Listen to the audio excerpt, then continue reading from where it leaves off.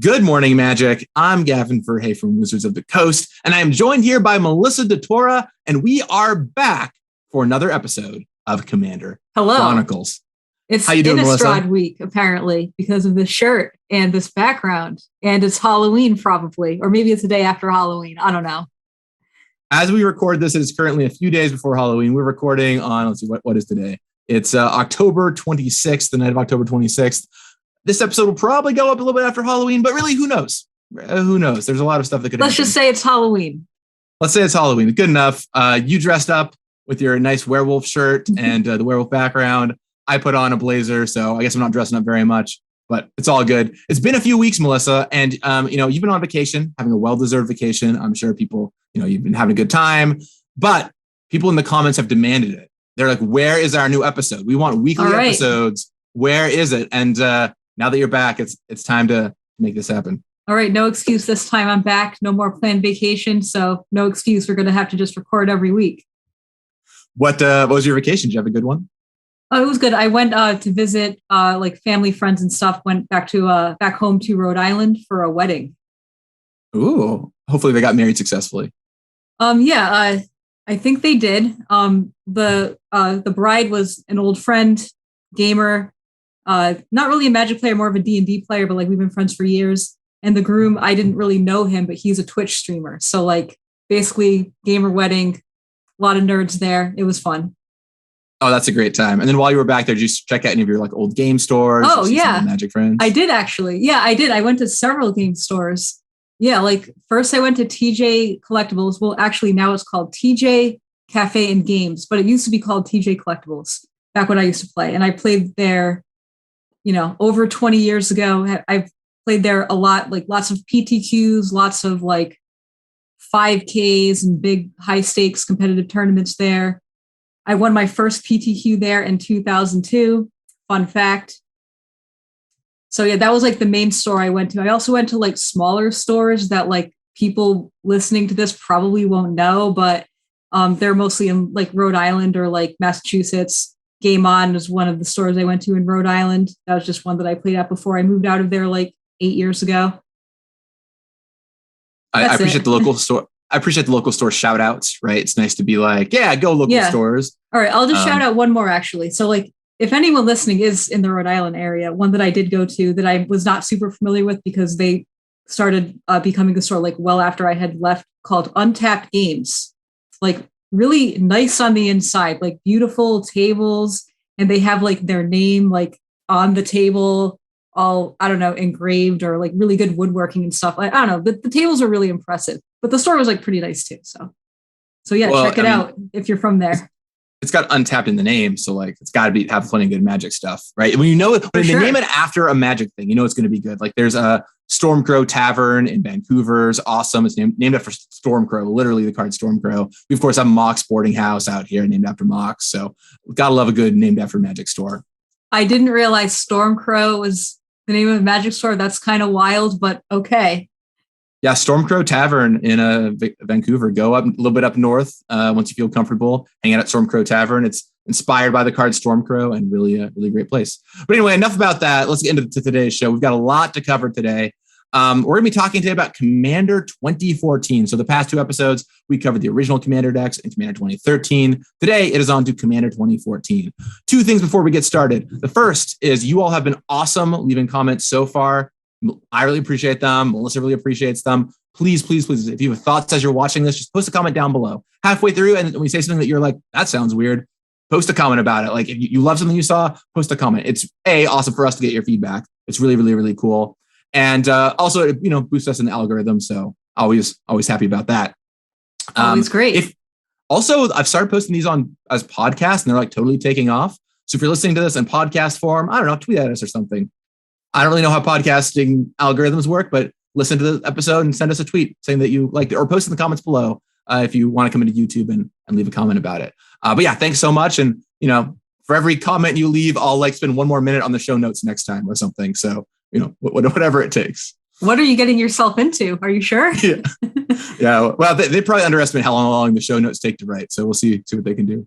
And then second thing I want to mention is the golden rule. I mention this every episode, but it's just really important to me. we're about to go in and critique a bunch of Commander cards, a bunch of cards from Commander 2014, how the decks were made, etc. All of our critiques come from a place of love. A lot of these are our coworkers. A lot of work was put into this product and set. And I don't want to diminish that with any critiques we have. Melissa and I, really respect all the hard work that goes into making a Magic set. So all of it is done respectfully and lovingly. So with that said, now we can get on to that respectful and loving critique of Commander 2014, released November 7th, 2014. So almost a year exactly after the previous one, a few days difference. And to set your mind space and where we are in the Magic universe, this is after Khans of Tarkir has come out, but before Fate Reforged. And also notably, earlier in that year, in June, I believe, Conspiracy was released. So this was like when we were starting to see some more multiplayer stuff coming out, like kind of the next wave of multiplayer things, draft experiences, coming into existence with Conspiracy. And if you think about Standard at the time, if you were playing Standard, you might run into decks like Jeskai Midrange or Esper Control, Jeskai Midrange with like the Mantis Rider style stuff. And then, of course, everyone's favorite, Abzan with Siege Rhinos. Lots of Siege Rhinos everywhere at this time. Ari Lax winning the Pro Tour with a bunch of Siege Rhinos. Now, Melissa, you were playing really competitively around here, right? Well, what was your life kind of like at this point? All right. So this time was actually a very notable time for me, actually. So during this time, I already knew I was going to start working at Wizards. Like I knew that I was going to go there in January of the following year. So this was like November. I probably knew right around this time. I think you're muted because I didn't hear you. I didn't say anything. I just was like mouthing, wow. I didn't want to interrupt you, but I was like, wow, I didn't realize it feels like it's been such a short amount of time that you've been here and such a long amount of time that you've been here. But if you asked me to guess, I could not have guessed. I honestly could not have guessed. You're like, now I'm like, oh, sounds about right. Yeah, I really can't believe it. I can't put it into words how crazy it is that I've been at Wizards for almost 7 years. I wasn't at Wizards the whole time because I was a contractor for 2 of those years and I did have to leave and come back. So there was that weird time where I wasn't at Wizards. So I don't know. That's a story. When people say, how long have you been at Wizards? I have to be like, well, it's complicated. I always say it's like working at Wizards. So it always feels like you haven't been there very long at all, but you've been there forever, right? Like this is my 10th year. Actually, this week is my 10-year anniversary. And it feels like both I've been here forever. Like I can't imagine a life before Wizards or whatever, working on Magic, but also in the back of my mind, I was just playing in PTQs the other day. And, I was, play testing with Bitter Blossom in Standard and stuff. And just amazing how time flies. But anyway, please go ahead. Yeah. All right. So let's see. So I knew that I was already coming to Wizards. So I was ready to play in my final GP and my final Pro Tour, right? So did Pro Tour Khans of Tarkir happen already? Yes, this would have probably been after Pro Tour Khans of Tarkir. Okay. Yeah. So I probably accepted the position in I don't remember when, but when I played in that Pro Tour, I already knew I was going to Wizards because I was kind of oh, this is my last event, So that was that time. Hold on. I lost my train of thought there. You can just cut that part out though. Yeah. We'll cut this part out. Yeah. So I remember Khans of Tarkir came out and I went to what I thought would be my final GP, which was Orlando. And I actually came in second. So that was super exciting, a super exciting tournament to just go out on and just be one of my last tournaments. And then the GP, hold on, back up. The PT I just totally scrubbed out of. I just didn't even make day 2. It was so bad. I was I was on this high from top 8ing the GP, flew to Hawaii for the Pro Tour and just did horribly. I remember I was at Orlando too. And I remember watching you in the finals and I was like, go Melissa. And yeah, although you didn't win, you still made it really far. And that's it was very super close. Impressive. It went to 3 games. It was a close game 3. It was close.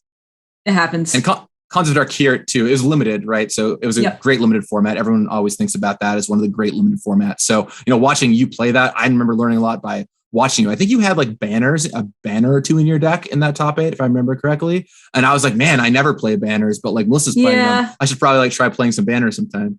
I just needed them in that particular deck. I don't normally play them though. What would make you, this is a little off topic, but I think someone will be curious.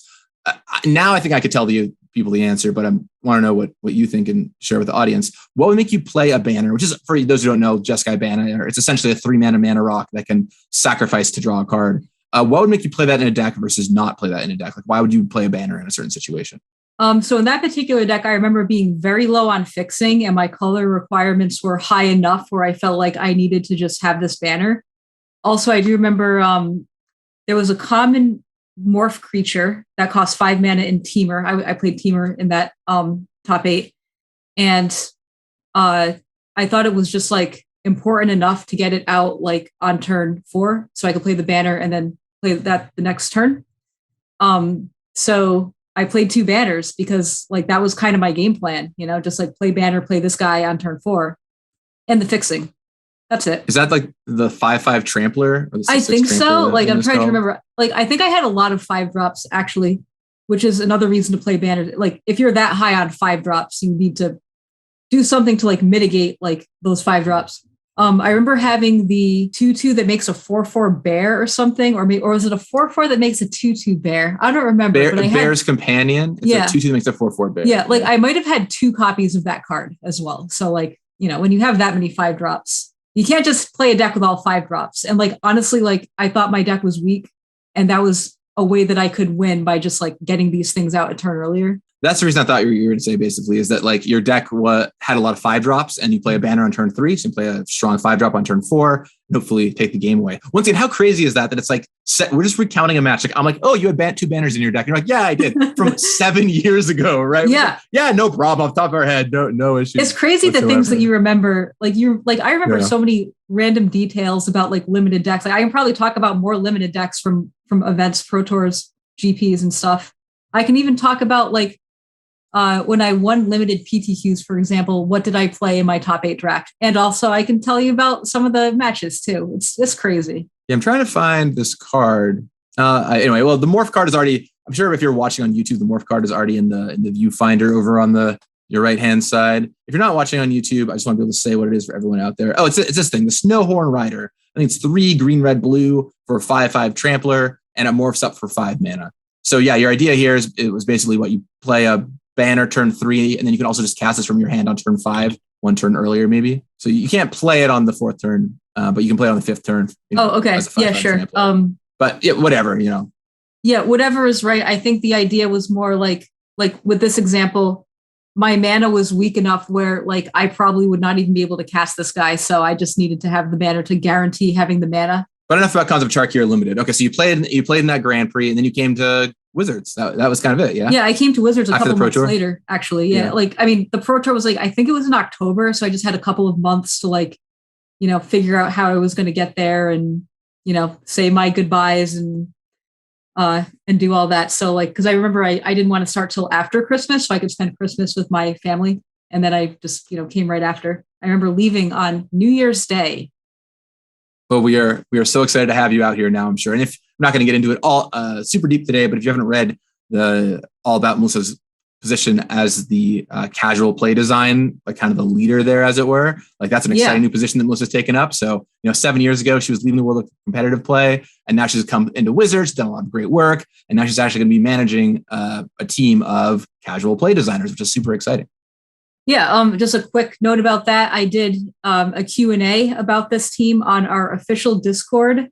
Maybe you can link the Discord or something so they can access it, but it is still there. I just looked at it the other day. It's still there. The mods did not delete it. You can go read all about it. It was a great Q&A. So yeah, go check that out.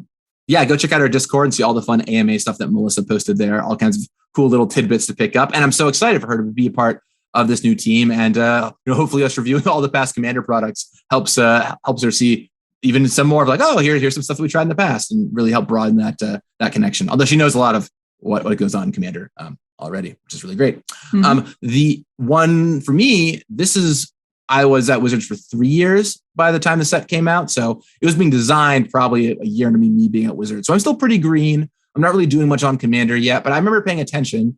I remember seeing playtests for this. And the big thing that was discussed over and over and over again in the pit, which is the design area that we are, was Planeswalkers as commanders. And we'll get into that in a little bit. But that is kind of one of the big things about this set is Planeswalkers as commanders. So that's kind of what we were up to. Let's get into the set, I guess. So 61 new cards. That's a lot, actually. It's 10 more new cards in the previous set because monocolor, harder to share cards between decks. Reasons why I think they ended up with a little bit more. And they were monocolored. That's the big thing here. So there were 5 decks, each one for a different color. Previously, of course, we talked about how we had done 2 3-color decks or 2 series of 3-color decks, getting all the wedges and all the shards together. The next stop was monocolored. And I actually asked Ethan why monocolored decks. And Ethan's answer was pretty straightforward. He just said they looked at Commander and they're like, what needs help to be viable? And monocolor was the thing that needed the most help. And it's still kind of true in some respects, I'd say, right? Melissa, monocolor probably needs a I think like you're kind of at a disadvantage even if you play monocolor, just because a color only can do so much. You don't have access to every type of effect. But if you play like a 2 or 3 color deck, you have a lot more answers, a lot more like threats and strategies, and a lot more things that you can do. So like I think you are limiting yourself by playing monocolor. So it needs to be strong for you to justify playing it. Well, yeah. And if you look, Commander's got such a huge card pool that every additional color you add makes your deck substantially stronger in most cases, at least up to like 3 colors, because you're just getting so many more cards you get to play in your deck. So, the jump between 1 colors and 2 colors is pretty small because your mana is still going to work almost just as well a lot of the time in a 2-color deck. So you're really making a sacrifice by going monocolor. And something these decks were going to have to answer was, okay, you're monocolor. What can we give you to incentivize you to be monocolor? And well, we'll get into that maybe in a little bit, but it's an interesting decision for sure to go monocolor. And Ethan said, back then it was all on him. Nowadays we've got like architecture and planning teams to kind of figure out like, hey, what colors we want to do when, or when do we want to, do certain things. But for C14, it's just like Ethan make some decks, and Ethan got to pick what color combinations they're going to be. And he thought monocolor was the way to go, which I think is a cool decision. The design teams, just to rattle off some names really fast. So like I said, Ethan Fleischer was the lead, and then Dan Emmons, James Hada, Charles Rapkin, and Aaron Forsyth were all on the design team. Very Aaron nice. Forsyth, of course, design director of Magic, knows Magic inside and out, also a former pro player, brilliant designer. Whenever I talk with him, I feel like Aaron always is like, I'll present with a problem that's been stumping me for weeks. And in like 30 seconds, he's like, oh, you just do this and you solve it. I'm like, of course. Why didn't I think of that? So great guy, and really cool to have him in on the early days of Commander design. And then on development, we've got Ian Duke, Mark Globus, Peter Lee, Max McCall, and Dan Emmons once more. So a wide range of folks working on these decks, and kind of cool to see the teams evolve through the ages. But enough about the people, enough about the decisions behind them, enough about us talking about Concept Tarkir Limited. Let's get into these decks. So, Melissa, there's one thing about these decks, flavor-wise, that started in Commander 2014 that actually blew my mind, because I didn't realize that's when this started. Do you have any guesses as to what it might be? Flavor. Flavor-wise, yeah. They're planeswalkers as commanders, but what's the flavor? Right. Is it old characters? No, because one's a new character. But Doretti's new though. New-ish. So you got to the right spot, which is impressive to me. So to me, a hallmark of our Commander decks for a long time, like when I started designing them in 2017, was we pull back into the past to find old cool characters, right? We go searching through lore and like figure out cool characters to use and all this stuff. But what I literally didn't realize until I talked with Ethan for this show is that until Commander 2014, that didn't happen at all. We hadn't reached into the past for a single character. And I went back and I looked at original Commander and Commander 2013, which we reviewed the past 2 episodes, and nothing. There's not a single old character that was a new card, which is wild, because to me that's like such a hallmark of like what these Commander decks are. Ethan, of course, go ahead. Sorry. And like, look at what we do now. Like, we actually go and look back and redesign new characters all the time. Like, so you guys, the viewers, that upcoming we do have the Brothers War, and we have Dominaria coming out a while from now. Well, Brothers War is like full of old characters. So if you love old characters, like, you are in for a treat. Brothers War is just like a super old story from the 90s. And then I guess another thing, Ethan is like the lore master. Fun fact about him, he knows everything. Like, I'll be reading, a file that he's working on, and I'll just see a word and I have no idea what that is. I'm like, what, did you just make up this weird thing?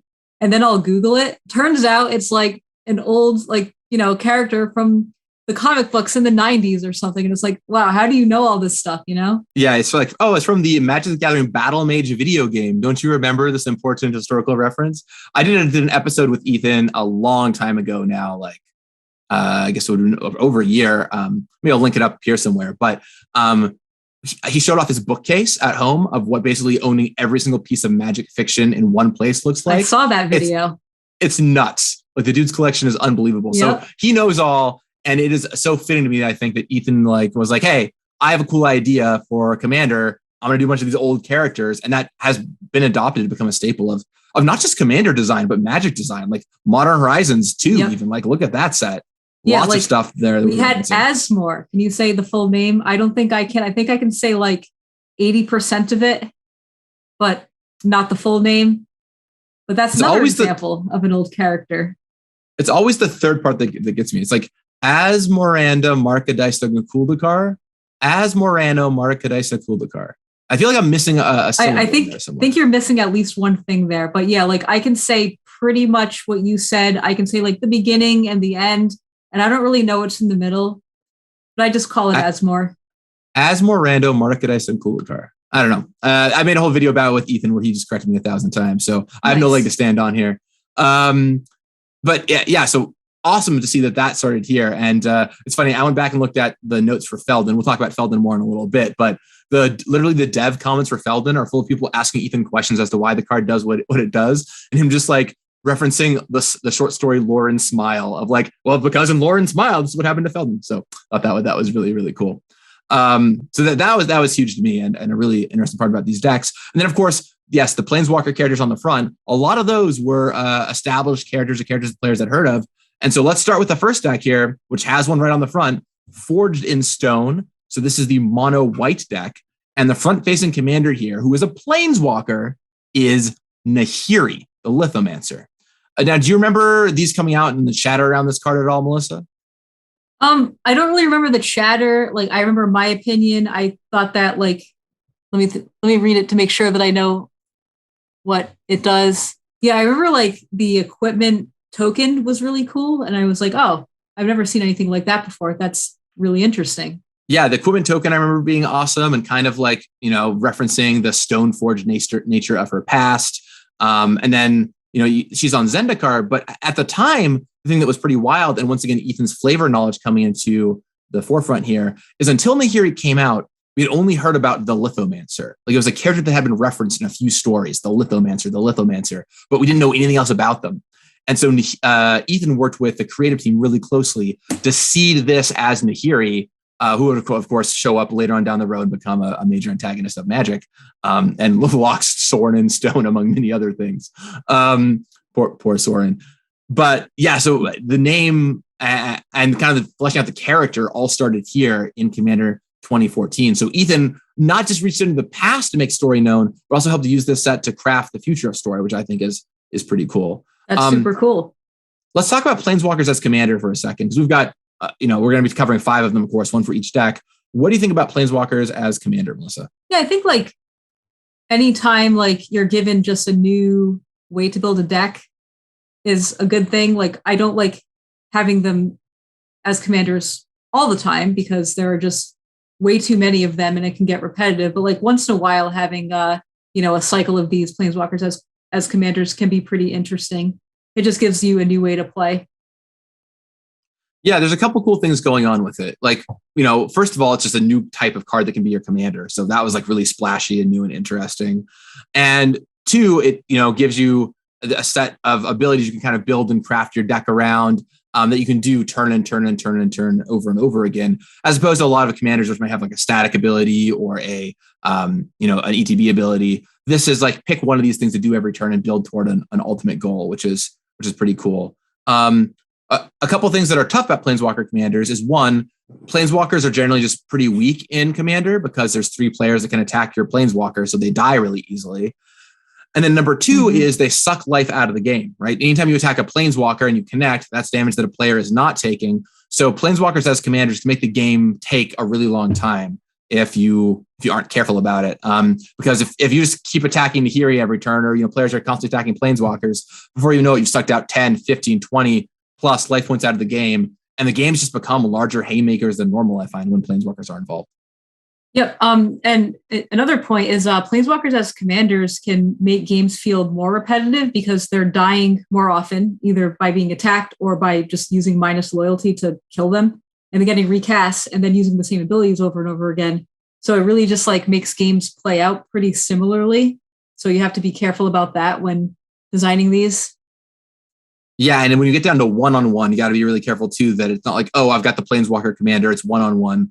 I will always have my Planeswalker and can always generate incremental advantage every turn. It's going to be a big challenge. I remember when I was working on Windgrace in 2018. We'll get to that eventually, but I remember working on that card, and originally it had the minus to destroy a creature. It was a huge problem, right? Because if you ever were in a one-on-one situation, you just had repeated Doomblade on your commander that even if they killed it, you just recast it. So definitely got to be careful with that kind of stuff. I'll say that Nahiri in this case, I think it's actually a pretty solid design where it's meant to enhance your other cards. You can make a token, sure. You can get an equipment, sure. But like it's mostly your equipment doing the work, which is another card in your deck. So, if you're out of equipment in the mid game, it's not that big of a deal. It's like I make a token, that's fine. Oh yeah, the equipment angle of this just gives white just another deck building hook, which is always a good thing. Yeah, and speaking of deck building hooks, I mean, I want to talk about Jazal here too, but one thing I'll note is in 2013 and the original decks, we kind of noted how like disjointed the decks felt. Like there's stuff from all over the place in these decks. And what is this? Is this a blink untapped deck? Like what's happening here? This is one of the first decks we've seen, maybe besides like the Prosh deck, where I feel like it's a very coherent deck along the lines of a deck we would make today. It's got equipment and it's got tokens. It's very clear it likes equipment and tokens. It has anthems in its deck. It's got a bunch of cool equipment you can put on your tokens. Now, granted, equipment and tokens is kind of a strange pairing because like one wants you to go wide, one wants you to like make one thing really tall. But I think it like plays out fine as far as a mono white strategy goes. And I was really impressed by that. We'll get there in a second, though. I want to talk about Jazal, who is this backup commander for this deck, the second in command. So the front-facing commander is a Planeswalker. The backup commander is a creature. Any thoughts on Jazal Goldmane? Is he related to a Johnny? He is. He is related to a Johnny. Is he his cousin or something? So Jazal Goldmane is his brother, who's from the storyline. I believe cool. Jazal gave a Johnny his scar, if I remember correctly. And just to read this one off for you, I realized I didn't read Nahiri, so apologize for that. But Jazal is 2 white for a 4/4 legendary creature cat warrior. He's got first strike, and he says 3 dub. Attacking creatures you control get +X until end of turn, where X is the number of attacking creatures. So it's good in both a go wide strategy, tokens, or you give him a big equipment. You can pay 5 to pump all your stuff up by a huge amount, kind of bridging the gap between those two archetypes. Yep. Thoughts here, Melissa? I think this card's sweet. It's very straightforward and simple. It tells you to do one thing. It's very strong. It's a great finisher, and commander decks need finishers, and this does a really good job of it. Just awesome card. Love it. Yeah, I mean, for a 4-mana 4/4 first striker, like it's a solid body all the way around. In fact, if I had any design critique of this card, it would be that first strike is so strong on defense that a 4-mana 4-power first striker is surprisingly good at getting you not attacked. Which though is maybe fine. Like white could probably use the extra bit of defense in a mono white deck. So that's probably pretty cool here. Yeah, I think it's fine. Like this card really does incentivize you to attack, so I don't really have a problem with that. And the the activated ability is just super strong. That like even though yes, it's a great blocker, it like when you're ready to attack, you are going to attack. Totally. Yeah, Jazal, I think, is a really solid design. So nice here. And once again, it's finding a card to bridge the two gaps of equipment and tokens is tricky, and they did a great job here. And then the third commander in every deck is actually a reprint commander. This is Kemba, Ka Regent, coming in from Scars of Mirrodin, an Equipment Matters card. Kemba, if you don't know, is 1 white for a 2/4. And at the beginning of your upkeep, you make a 2/2 cat token for every equipment attached to Kemba. So you put some equipment on Kemba, and then eventually you're creating a bunch of cats every turn. So that's kind of nice. It's a cool card. Yep. I remember winning lots of limited games with this card. Also a cat, which we'll see this one again when we get to Commander 2017, but the cat equipment theme, it all comes together eventually. But enough about cats and equipment. So yeah, I mean, I'm curious what you thought about the deck list, Melissa. So I took a chance to look through it, and it looks like I mentioned pretty cohesive. I mean, there's a lot of cards here that do go together pretty well. You've got your big equipments, you've got your token makers, you've got your anthems. Thoughts, Melissa? Yeah, I agree with you. It looks pretty cohesive. You have lots of token makers. You have lots of big haymakers that are great in multiplayer games, like Sarah Avatar. Oh man, 4040. What's not to love? And then like Cathar's Crusade is another one. Well, I mean, that card has some like resolving issues. I don't know the word I'm trying to use, but like it's a hard card to have in play because it does a lot of things and they are hard to resolve. But it can be mathy for sure, right? You're like, you play a couple of creatures, you're like, which creatures are which size again? You've got like 8 dice on, your creatures, and I'm not sure. Like mathy is a good word to describe it, but what I'm more describing is every time a creature enters, you have to move the dice up one. For every. It's very creature. fiddly. Fiddly is a good word, yeah, but very powerful and a great commander card. I just don't like playing it in real life, especially when you're playing a token deck. It's just like. It's tough. However, I love playing it on the Arena Cube because they do all the work for you there. Thanks, MTG Arena. Shout out to you guys. And you've also got like True Conviction too, like another big haymaker here you can throw down with. I mean, ironically, I think the weakest link in this deck to me are like some of the generic big creatures like Requiem Angel and Addarkar Valkyrie and stuff like that. But I also respect that this was 7 years ago. And the options just weren't as strong, and you wanted some big finishers, right? So you just played some big angels. Yeah, you can't really fault like the card choices because there were just a lot less cards back then. Like these days, making 4 commander products a year plus, all the other products we make, like the amount of cards that exist now just multiplied by a decent amount. So like it's these card choices are probably very reasonable. Yeah, I mean, all in all, I think this deck looks pretty solid. I mean, it also has just a mix of cool cards, like stuff I'm excited to see, like Argentum armor for like Nahiri to snap onto things, and a lot of really exciting and big plays. Melissa, what do you think? If we were to grade this deck, so people like this when you graded these decks. Well, I guess I guess hold off on the grade for a second. I should talk about 2 more things first. First, I just want to run through the unique new cards in the deck. Got a little ahead of myself there. Sorry, I was looking at my notes, or I wasn't looking at my notes, and I was like, oh right, there's 2 things I wanted to mention first. First, it's just unique new cards in the deck. Just to run through the names, we've got Angel of the Dire Hour, Angelic Field Marshal, Benevolent Offering, Comeuppance, Deploy to the Front, Fell the Mighty, Hollowed Spirit Keeper, Masterwork of Ingenuity, and this is a big one, Melissa, Containment Priest. Containment Priest shows up in this deck for the first time. Talk to me about this card. All right. I remember being really excited about this in formats like Legacy. It's like a nice hoser for like cheating stuff into play. I remember back then, Reanimator was a popular deck. What else was a popular deck back then? Probably Show and Tell. And just having like a 2-mana flash to just counter that was really powerful. I think it's cool that it's like both awesome in Eternal formats, Legacy or something like that, but also it's still a very relevant card for Commander. It's not like some of the previous ones we saw, the Flusterstorms of the world, where it's like clearly you would never actually play with this in Commander or most Commander decks that were fighting fair. It's just not going to do anything in Commander. But Containment Priest like hits all the time in Commander and is still a sweet card to have around in Legacy. I looked it up. Go ahead. Yeah. And a relevant card in Standard as well, because this card was in M21. That's right. It got represented. And in fact, believe it or not, I looked back at the dev comments on this card, and there were 2 dev comments that stuck out to me.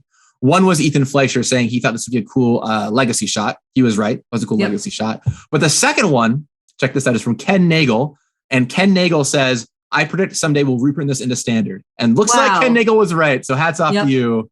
Hats off to you, Ken. Good work. Yeah, like I remember playtesting this card for Standard because I was on the play design team at that time. And like there's always like a lot of talk about like, like what should we do for reprints and core sets? Because there's a lot of reprints that are exciting and very powerful and might not be appropriate for Standard. And this was one of them. It's like, oh, wow, like this is a really exciting card. If we can do it, hopefully we can. And then, at the end of the day, it was like, this is just like an innocent hoser card that hoses on things that are usually oppressive. So it's like usually going to do good things to the format instead of bad. So I think we went with it. I think that you described the card very well, where it's an innocent, nice hoser card. Like it fights things that are problematic. And in the previous Commander sets, we saw issue with, for example, not just I'll pick one out of a hat, true name nemesis, perhaps. I had a great discussion about that last time. And that was the problem being a threat, right? It was a threat coming out of these decks that was very strong and hard to deal with. But where I think some of the best cards targeted for legacy style formats come from in Commander products are the reactive cards, the ones that stop those who are fighting unfairly. And Flusterstorm does that, but it doesn't have any place in a Commander product or even in a standard set for that matter, where Containment Priest is like a card that could fit in a Commander deck, can fit in Legacy as a strong card, and can show up in Standard. So a real great design here, I think. And, just kind of gets the job done. Like it's also just 2-mana 2/2, like white aggressive decks. You just play this thing and beat down too. Sometimes you can just run this out there. Sometimes you can just run this out there and block a land ORL.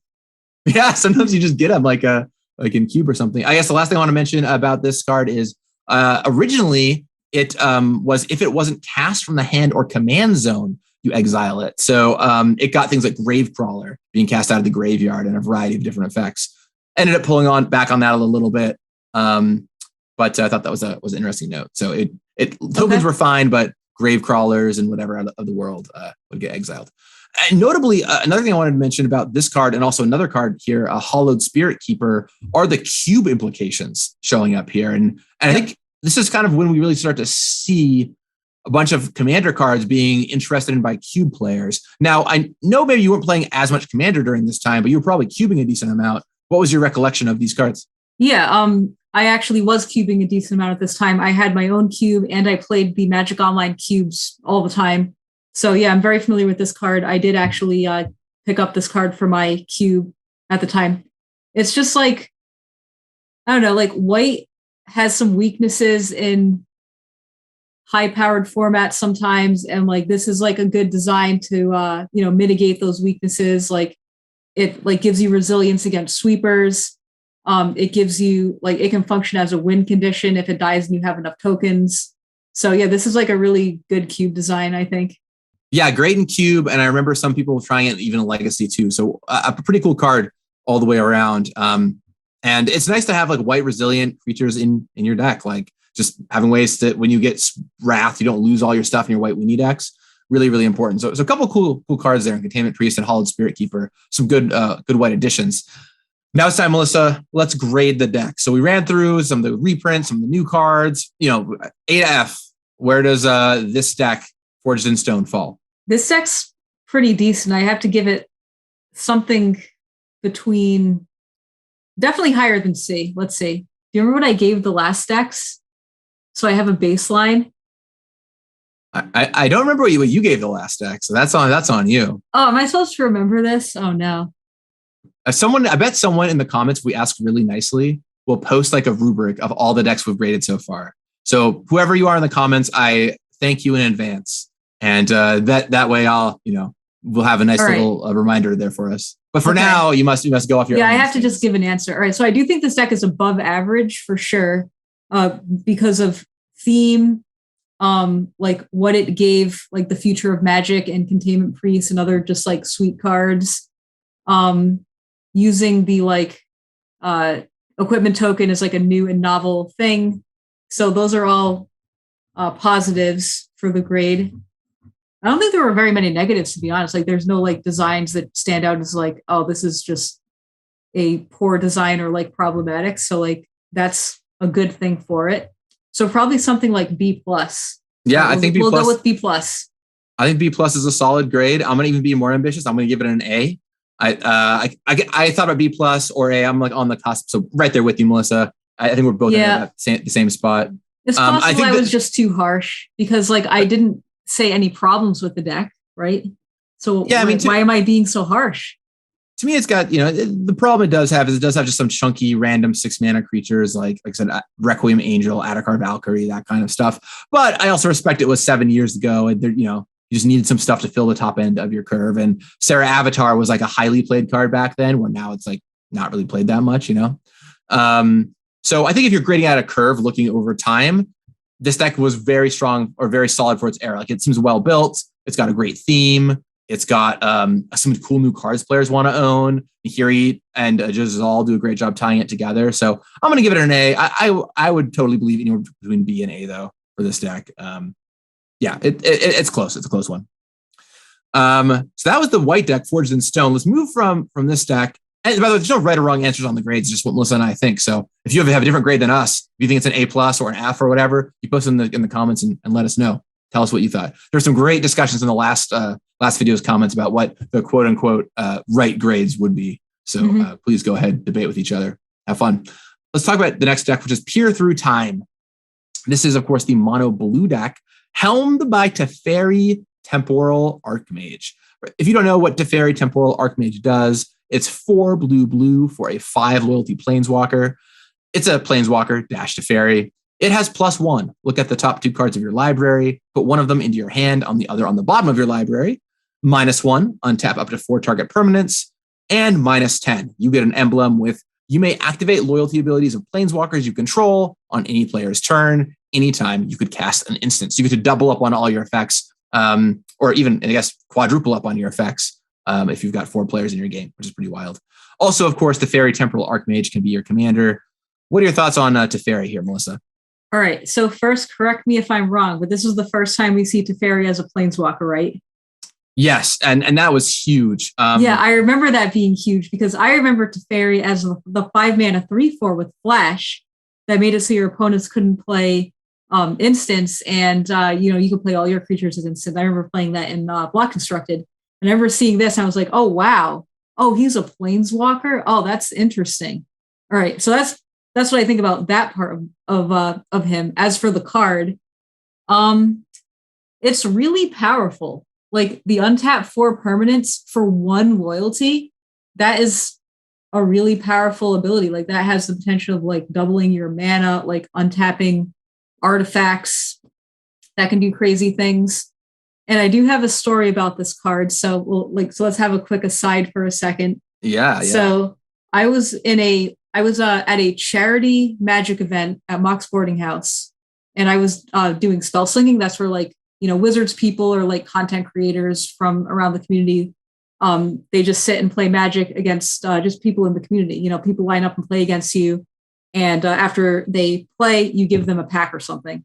So I have like standard decks. I have like a legacy deck, a modern deck, and I borrowed a commander deck from Aaron Forsyth. It was like a mono green Titania deck or something. It was just like, a fun green rampy stompy deck, right? And I didn't expect anybody to play Commander because Commander is multiplayer. We're playing 1-on-1. And also the event, I believe, was Modern. So I had a few Modern decks, and I mostly just came to play Modern because that's what the people had who were there. Anyway, this guy sits down to play against me, and I recognize him as like a tournament grinder local to the Seattle area. And he's like, oh, I want to play Commander against you. And I'm like, all right, sure, I have a Commander deck, let's play. And he has Teferi as his commander. And he just goes like, ramp artifact, Teferi, Chain Veil, and then combo kills me on like turn 4. And he was like, all right, we're done. Can I have my pack, please? And I was like, oh man, I just like played a Llanowar Elf and a Rampant Growth. And you just like stomped me on turn 4 with this infinite Teferi, but here you go. Here's your pack. Thanks for playing. Yeah, he could have just asked for the pack. A pack. I would have given him a pack. Man, that's brutal. Yeah, Teferi definitely has a lot of strong combo potential, both with Chain Veil and also just mana rocks, right? Like Thran Dynamo plus Teferi is just, you get 3 mana back right away, untap 3 other things, you've already at net neutral on your casting of Teferi, so it's so easy to do. I don't think we would do -1 untap 4 permanents. That's the cost that feels the most wrong to me because -1 to do this, it just means that you can just do this 5 times, and it's so much stronger than the plus ability, I think, in terms of like what you're getting out of how much loyalty you're adding or removing. Like just like untapping 4 permanents it just feels worth a lot more than 1 loyalty to me. So like if I were to design a similar Planeswalker, I'd just probably make it a much larger minus, just to like eliminate the play pattern of do this every single turn till it dies, because that's like kind of what this is incentivizing you to do. Right. It's like basically do this as if you have action, and if you don't have action, you can plus and find something really strong. It also is just so easy to make this almost nothing to cast, right? You play him, you minus him, and even if you have no mana artifacts, if you just have basic islands, it still says, hey, I cost 2 mana to play, which is a dangerous play pattern for sure. Isn't there a Nissa that untaps 4 forests? I think there is.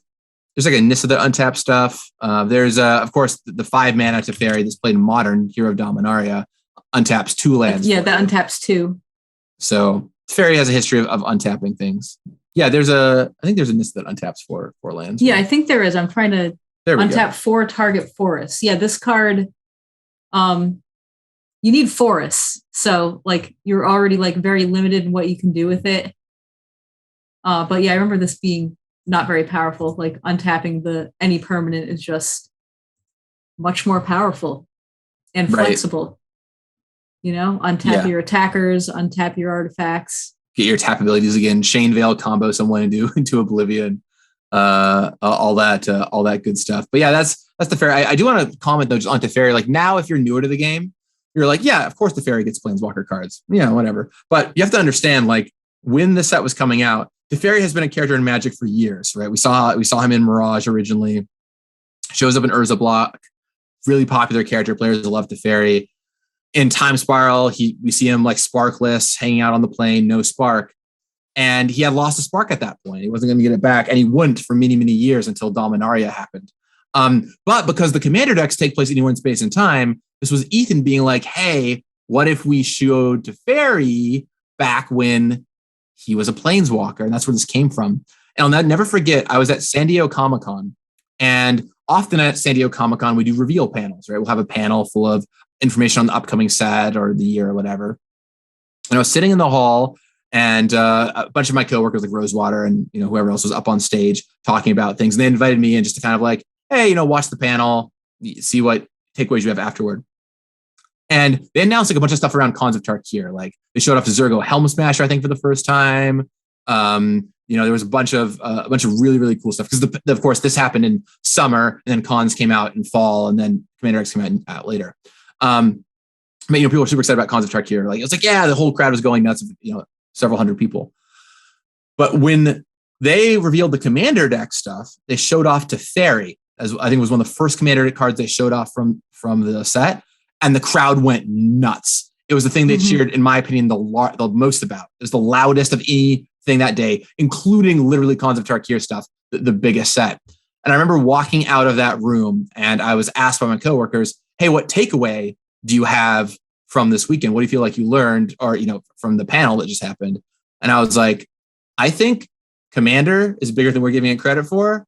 And I think that doing these old characters is going to be really popular. And it's definitely borne out as Commander has grown and grown, and people love the old character throwback. So that was like the first hint I had of that with Teferi, and that was really cool. Do you think that was part of the reason why Teferi got more Planeswalker cards instead of like just creature cards like he did back in Time Spiral? I think when we did Dominaria, we knew that we wanted to kindle Teferi's spark because he's just so cool. When we did Dominaria, we knew we wanted to rekindle Teferi's spark and get the band back together. He's just so cool and a character that could go on multiple worlds.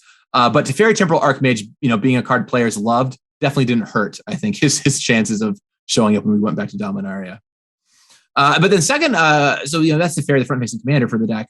Second up, though, is another really popular character that got people very excited, and that is Stitcher Geralf. So this is from a character from Innistrad.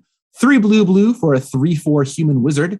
2 and a blue. Each tap. Each player puts the top 3 cards of his or her library into their graveyard. Excuse me. I'm reading what the card says on it, but it's actually there now. Each player puts the top 3 cards of their library into their graveyard. Exile up to 2 creature cards and put into graveyards this way.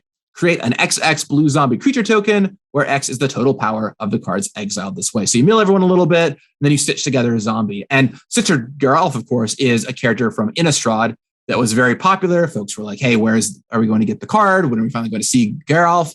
And ta-da, Ethan's like, fine, we'll put him in Commander decks. Thoughts on the Stitcher here? So as a character, I thought it was really cool to see Geralf. Like I remember him from Innistrad and hanging out in artwork and flavor text and stuff. And then like seeing him, it's like, oh, that guy. I remember him. That's pretty awesome.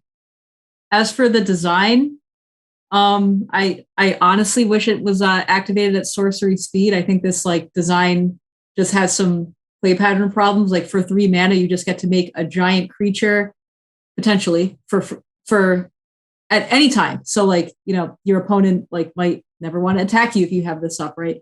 It's just like really high, like tension for the opponent and high variance for getting like this creature and instant speed. Yeah, I think that's the only problem with it. I think like if it was sorcery speed, this card is super sweet. Yeah, definitely it has the don't attack me problem. To me, it's kind of like justified a little bit because it's just you're always going to make a big enough creature, or most of the time you're going to make a big enough creature that you probably shouldn't be attacked. But definitely there's going to be some like times where it's like, I've got an 8/8. Can I attack into your Geralt? Well, I don't know. Interestingly enough, I looked up the card and originally it targeted one player. It was like target opponent, mill 7 cards, and then you do this to them. I thought that was interesting in a way because it's like, oh, you want to, you kind of like can choose who you think you're going to get a value out of. But then, of course, as the comments said astutely, you always just pick the green player, and it's kind of a boring choice, right? So it's probably good that you had to pick anybody. But yeah, I agree. Sorcery speed on this is probably reasonable. Also, so you just have to commit on your turn. Your opponents know what they're dealing with. All that kind of stuff.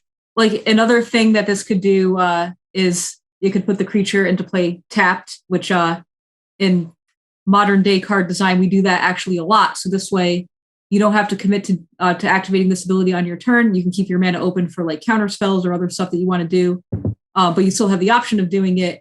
And your opponent doesn't have that tension of, oh, how big is this guy going to be? I probably shouldn't attack because the thing is going to enter tapped, so they don't have that issue. And also tapped zombies fit in well on Innistrad. Like Innistrad has plenty of blue ETB tapped zombies. So that would have been actually a really good fix. A good one, Melissa. I like that a lot. Third commander here is, of course, the reprint commander, Lorthos the Tidemaker. That's 5 blue for an 8/8 octopus. When Lorthos the Tidemaker attacks, you can pay 8 mana to tap and freeze 8 target permanents. So this dude's not messing around. 8 octopus tentacles, 8 tentacles, I guess, reaching out and grabbing your opponent's stuff. Cool card. Yeah, I remember winning lots of drafts with that card. Yeah, it was an original Zenda card. It was mythic. It got the job done. So did you have a chance to take a look at this deck, Melissa? Not a ton. Let's see if I can figure out what the theme is of this deck. Yeah, I'm curious what you think the theme of this deck is. There's most of the artifacts ramp. There's a bunch of giant creatures. So we're getting somewhere. We got some card draw. We got some not very many early things. Like this deck just has a bunch of high casting cost stuff. It kind of looks like a ramp deck. Ramp into big stuff. It's got a bit of ramping stuff.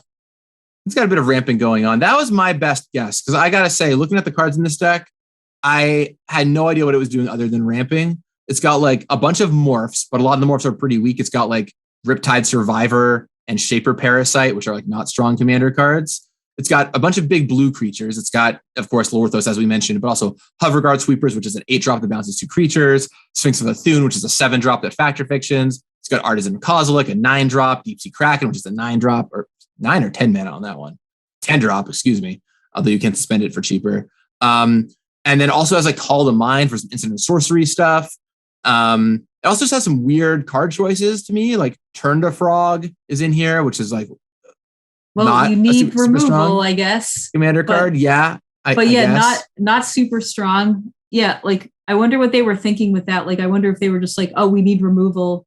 What is blue removal that can go in the deck? Because like back then, I don't know if like people really knew how to make functional commander decks. Like a lot of commander decks were just piles of cards.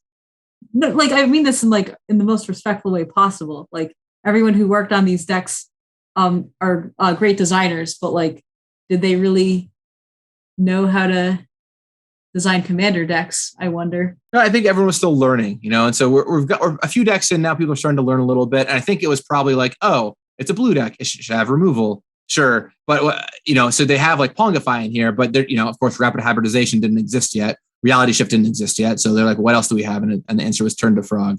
But I think what I found over time is it's usually, if you need an effect and you don't have access to it, it's usually better to just not play additional copies of that effect than to play really bad ones. And like Turn to Frog is super weak to me. So is Shaper Parasite. Yeah, and Turn to Frog is a combat trick for limited.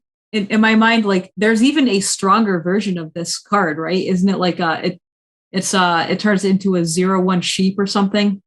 Avenize, yeah. Yeah, that's the one. It was humble but color shifted. So like, it's not even Avenize. Why is it turned to frog? I don't know. It doesn't make it a frog, so I guess that's pretty sweet. But yeah. Also like Fool's Demise is a card that most of you listening probably don't know. It's for you for an aura. You put it on a creature, and when the creature dies, you get the creature.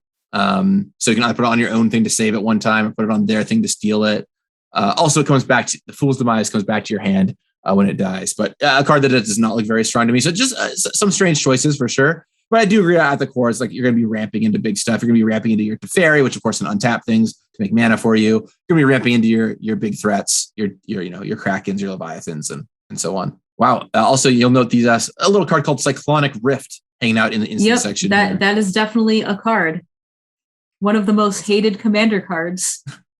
Card that you might. But people didn't really know that. Like I don't know if people had strong feelings about Cyclonic Rift in 2014. Right. Yeah, it was different back then. In fact, it was pretty new, right? When this deck was being worked on, it was a pretty brand new card. So some of the new cards in this deck, just to run through them. You've got Aether Gale, Breaching Leviathan, Domineering Will, Dulcet Sirens, Intellectual Offering, Reefworm, Storm Surge Kraken, Well of Ideas, and Crown of Doom. Two of those I want to mention in particular is Aether Gale, which is a fun one to me. If you don't know this one, it's a 5 mana, 3 blue for a sorcery. Return 6 target creatures to their owner's hands. Do you remember what this is a reference to, Melissa? Of course I do. Do you know who you're asking? This card is a reference to Hex from Onslaught, I believe, which is a 6 mana sorcery, destroy 6 target creatures. Was it actually Onslaught? I wasn't Ravnica. Totally sure. Ravnica, okay. But I'll give it to you. When killing 6 Ravnica is so much after Onslaught. Like I was not even close. You should not give that to me. Well, you did start with, of course I know the answer to the question. So I was like, I do know the card because I could never cast it. Like there are never 6 creatures in play in Ravnica Limited. That was where I played Hex the most. It was just like incredibly hard to use. It was just like, I don't know. I don't want to say terribly. It has its uses, but for Limited, it was not the most functional card. And I remember playing it Limited F&M, and my opponents had Hex in their hand. And I just made sure they could never cast it, like aggressively trading creatures and stuff. So there were never 6 creatures on the board. Yeah, in Limited, it's a bit of a puzzle. In Commander, of course, finding 6 creatures a lot easier. And Aether Gale bounces 6 target non-land permanents. If I said creatures earlier, or excuse me. So very easy to get this one off. And it made me think, I was reviewing this earlier today, Melissa, and I was thinking, hey, we should do the other hexes sometime, like the red and the black and the green hexes. Or excuse me, the red, the white, and the green hexes. So yeah. I don't know what they do, but I'm curious to find out. We probably know what the red one does and the green one. The white one, I have no idea. I hope the red one deals 6 damage to 6 target players. You guys play a 6-player game or bust. For your Emperor game. Yeah, for your Emperor game. Exactly. And the other card I wanted to mention that I thought was kind of fun is Reefworm. This was the work of a man named Dan Emmons, who absolutely loved this design. I find it very charming. If you don't know Reefworm, I love this card. It's 3U for a 0/1. When it dies, you make a 3/3 blue fish. And then when the blue fish dies, you make a 6/6 blue whale. And when the whale dies, you make a 9/9 blue kraken. And it's this great kind of food chain story. I put this in my cube.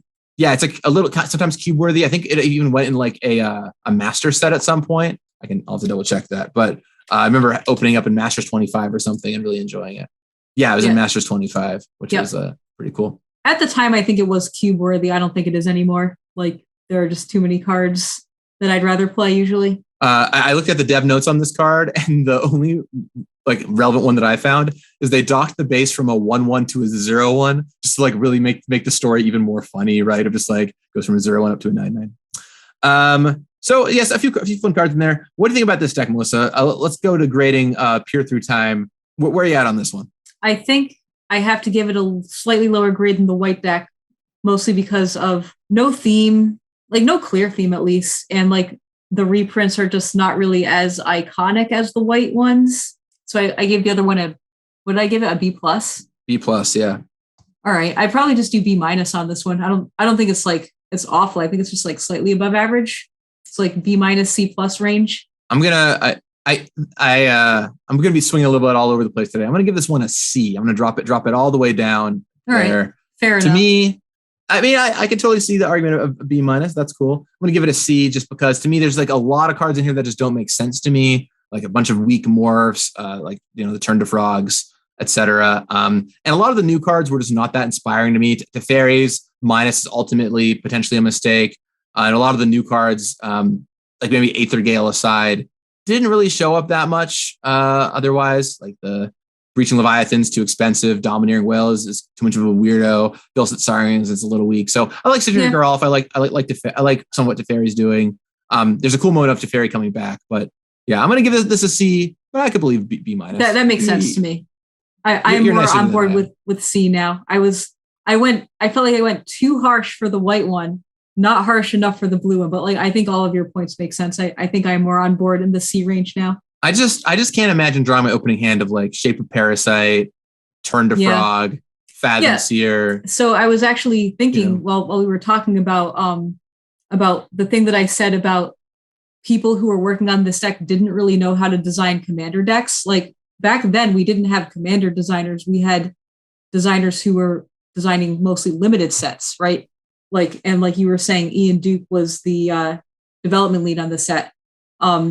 His strengths are like limited in competitive play. So like, I am not surprised to see a bunch of like limited cards in this deck, like the morphs and like stuff like the Azure Mage and the Fog Bank and that kind of thing. And the Turn to Frog, that totally makes sense too. I can totally believe Ian being like, man, I really wish I just had a way to interact in combat more. Turn to Frog, that's it, because he's just like, he's a good limited designer. And commander designers didn't really come into existence until pretty recently.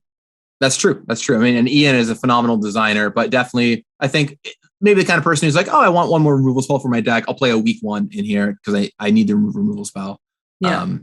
So yeah, but fair enough. Ian Duke, of course, the brother of Reed Duke. So a very, very strong Magic player and a brilliant designer.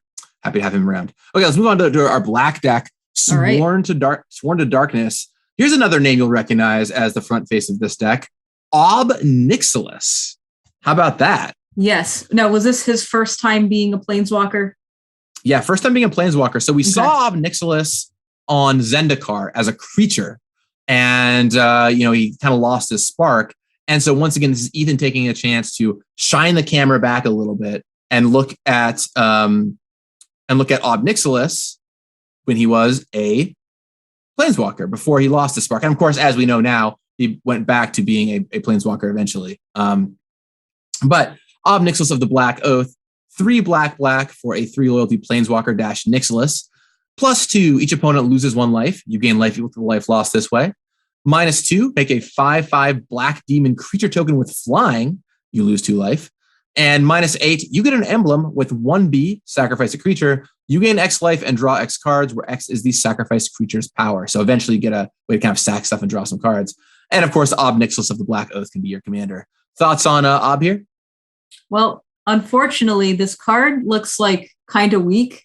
And I think I'm being generous. I think it's like very weak. Thing that you really get is a 5/5 demon and lose 2 life, which is not really something that you usually want in Commander.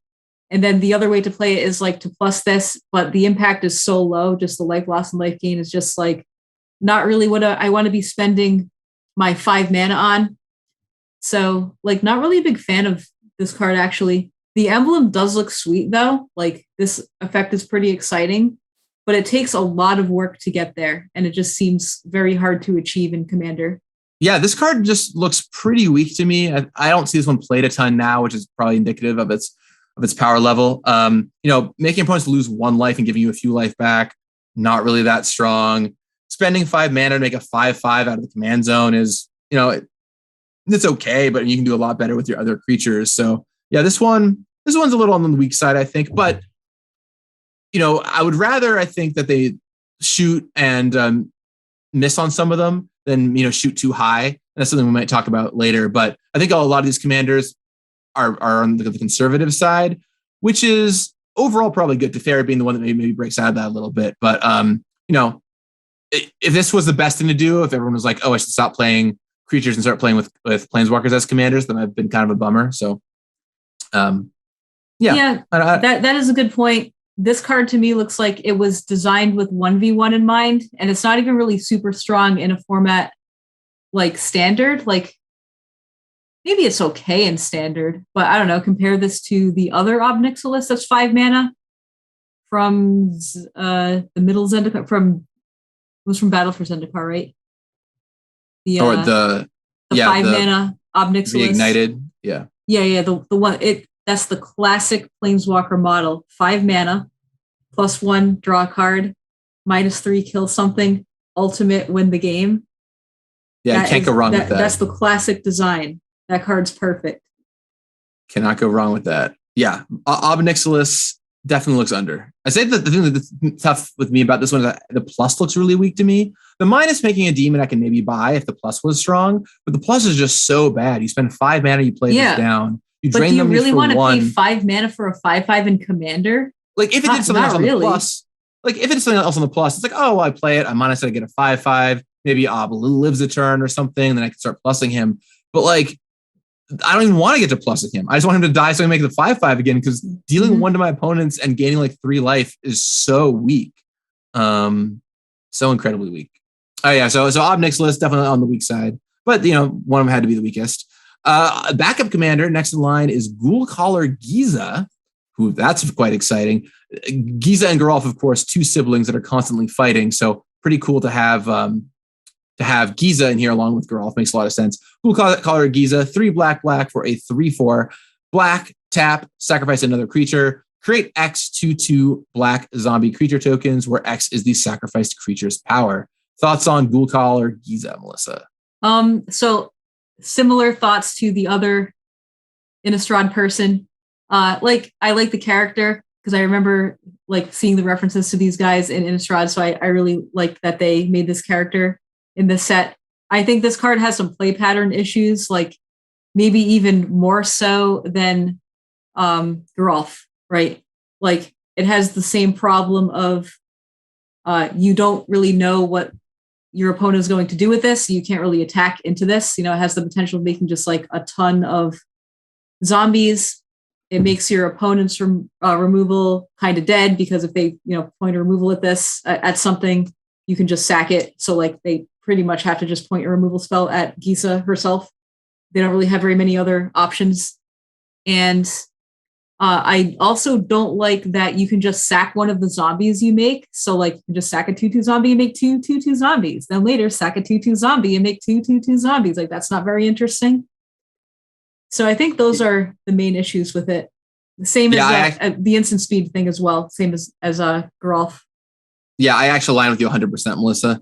The 2 things about this card that bother me are the instant speed activations. You can like block and sacrifice or whatever, or threaten to do it at any time. And then also just sacking a zombie to make another two more zombies just feels strange to me. Originally, actually, I looked it up, and it had you sacrificing a non-token creature, which I think would have helped out a lot. Yeah, honestly, to make sure you can do that. Yeah, my fix would have been change the sacrifice to sacrifice a non-token creature and have the zombies enter tapped. And I think that just like eliminates a ton of the problems with the card. Oh yeah, tap zombies would also do a lot of good work.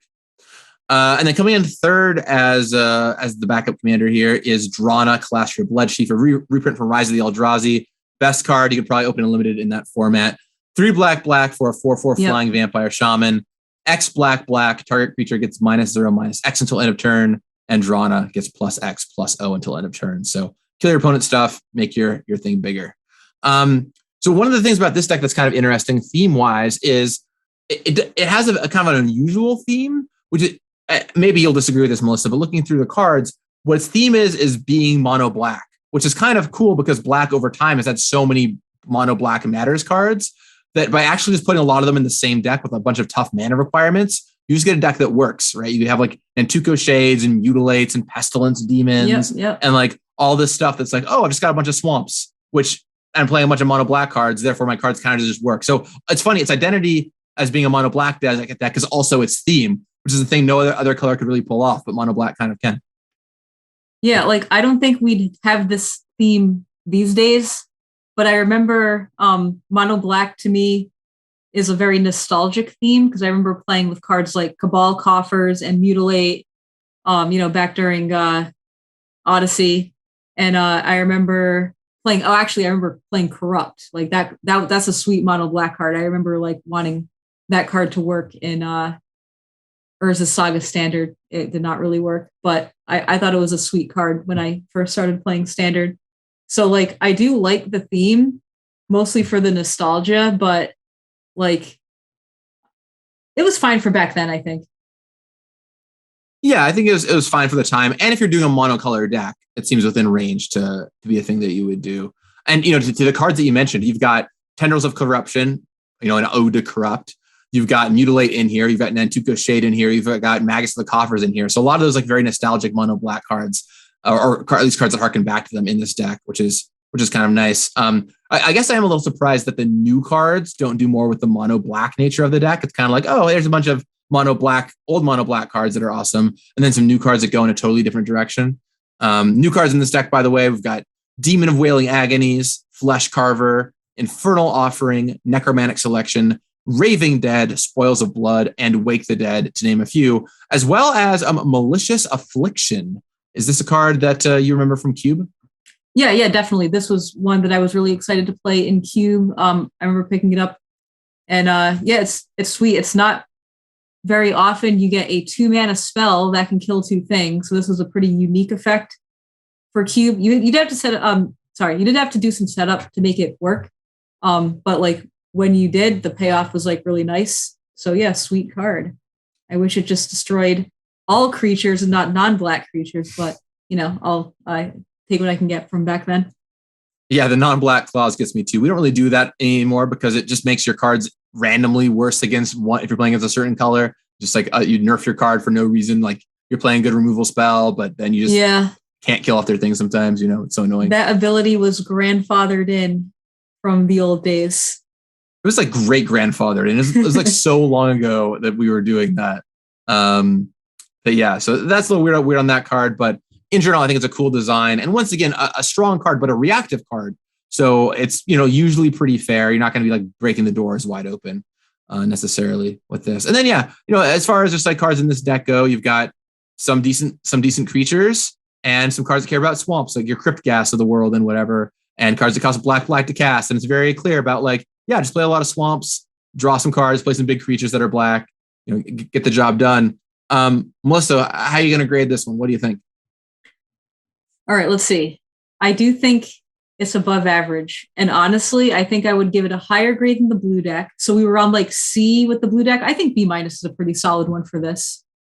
B-? Yeah, I think I'll give this deck a solid like B or B like plus, actually somewhere in there. Actually, the Ob Nixilis was like weak enough where maybe we should give it a lower grade. Yeah, maybe this is more in the C range. Like Ob Nixilis just like really tanks the grade, I think.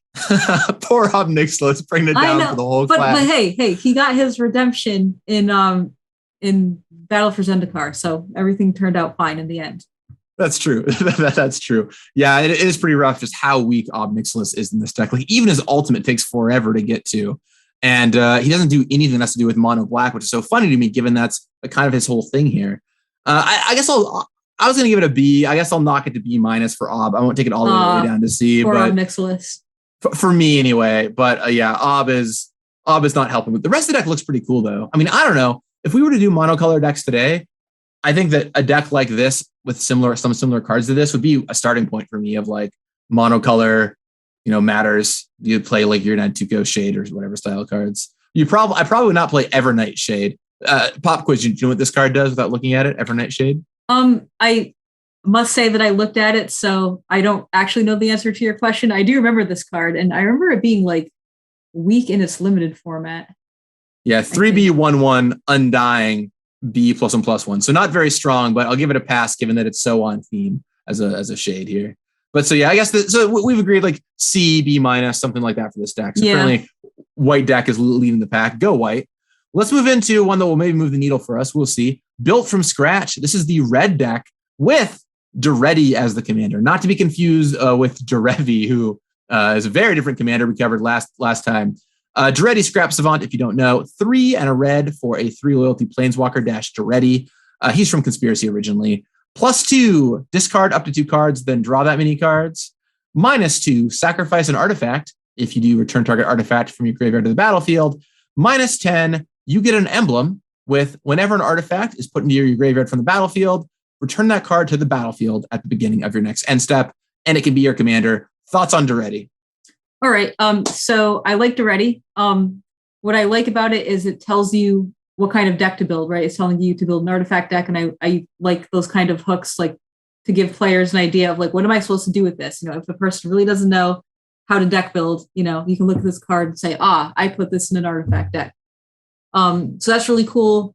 The plus ties into the minus very nicely, very like obvious play pattern of discard my artifacts and then bring them back to play, which is cool. And like the potential this card has is just really high. You can get back your Mindslaver. Maybe that's not fun, but you can do that. You can get back your gigantic artifacts, and it just has some really big dreams to live. So cool card, I think. You ever cubed with this one? Yep. Yeah, I have like this card is like a staple in our Magic Online cubes, which I used to play all the time. See, I played this card a ton. Yeah, I think that this is a really slick design. This is my favorite of the ones we've looked at so far. First of all, now we think of red as an artifact color, lots of artifact-based commander decks rolling around. But this deck, which, spoilers, is an artifact red commander deck, really, I think, is what cemented that as a thing red could do, and even in monocolor. And DeTora is a huge piece of those decks and is still a really popular commander today. It's definitely strong, like coming down with 5 loyalty if you plus it to discard right away. It's quite good, but given that it can be attacked, given that you have to set it up a little bit by plussing, discarding an artifact, having an artifact to sack next turn to do the thing, having it not die, I think it is like in a really good sweet spot of design here. And it quickly became a really popular commander. Like people love this thing right away. They still love it now. So big fan of DeTora. I think it's an awesome design. So I agree with you there, Melissa. Let's go on to the backup commander, who is Feldon of the Third Path. If you don't know Feldon, it's 1 red for a 2/3 human artificer. 2 red tap, create a token that's a copy of target creature card in your graveyard, except it's an artifact in addition to its other types. It gains haste, and you sacrifice it at the beginning of your end step. So really good with stuff like Mere Battlesphere and Wormcoil Engine. Also just good with creatures with any ETB effects. Thoughts on Feldon? Oh, I don't have very much good to say about Feldon, unfortunately.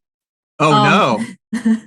I think this card has some like very huge play pattern issues. Like kind of like, this is like an ongoing theme, actually. All these instant speed activations. But anyway, this also has the instant speed activation problem of you can just get this gigantic artifact in combat and ambush an attacker. If it has a powerful ETB like Mere Battlesphere or whatever, that's very impactful. And then the thing that I dislike the most about that, dislike the least, the thing that I hate the most about this is you can just target the same thing over and over. So like whatever your strongest artifact is, you're just going to target that. Like you don't really have any incentive to like target different things or do like a variety of things with this. You're just always going to do the same thing over and over. So it gets like pretty repetitive very quickly. And I do have a funny story about this that I'll share. So I was in a play test. It was probably about like 6 months ago. It was a while back. And like, I never really played with Feldon before this play test. Like, so I was kind of getting my experience with this for the first time. And it had that play pattern issue where like the person was targeting it the same thing over and over. It was really unfun, super frustrating.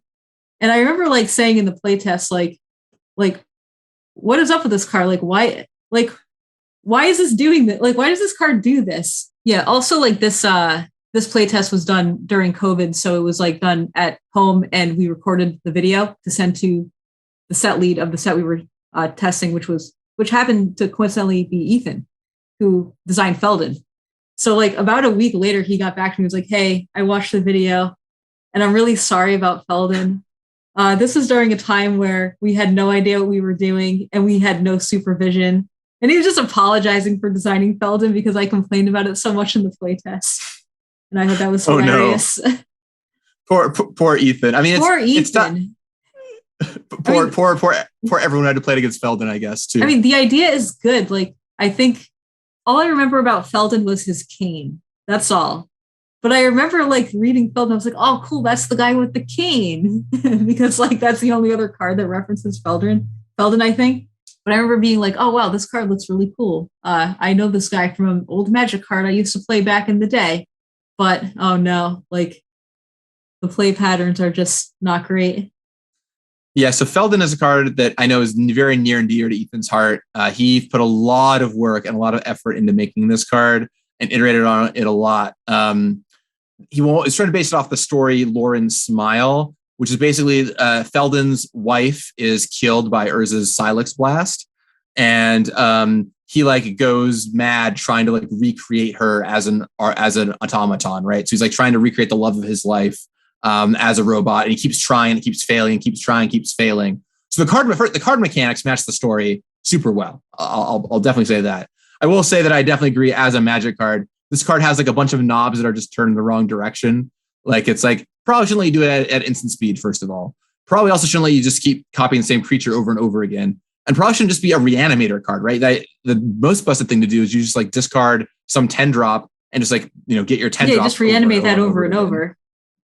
Which is kind of wild. I think the card tells an amazing story, and even the flavor text line of "She will come back to me" is like it's like heart wrenching. But I think you're correct noting that a theme at the time is we weren't thinking about what instant speed abilities can do on anyone's turn and the kind of play pattern challenges they create.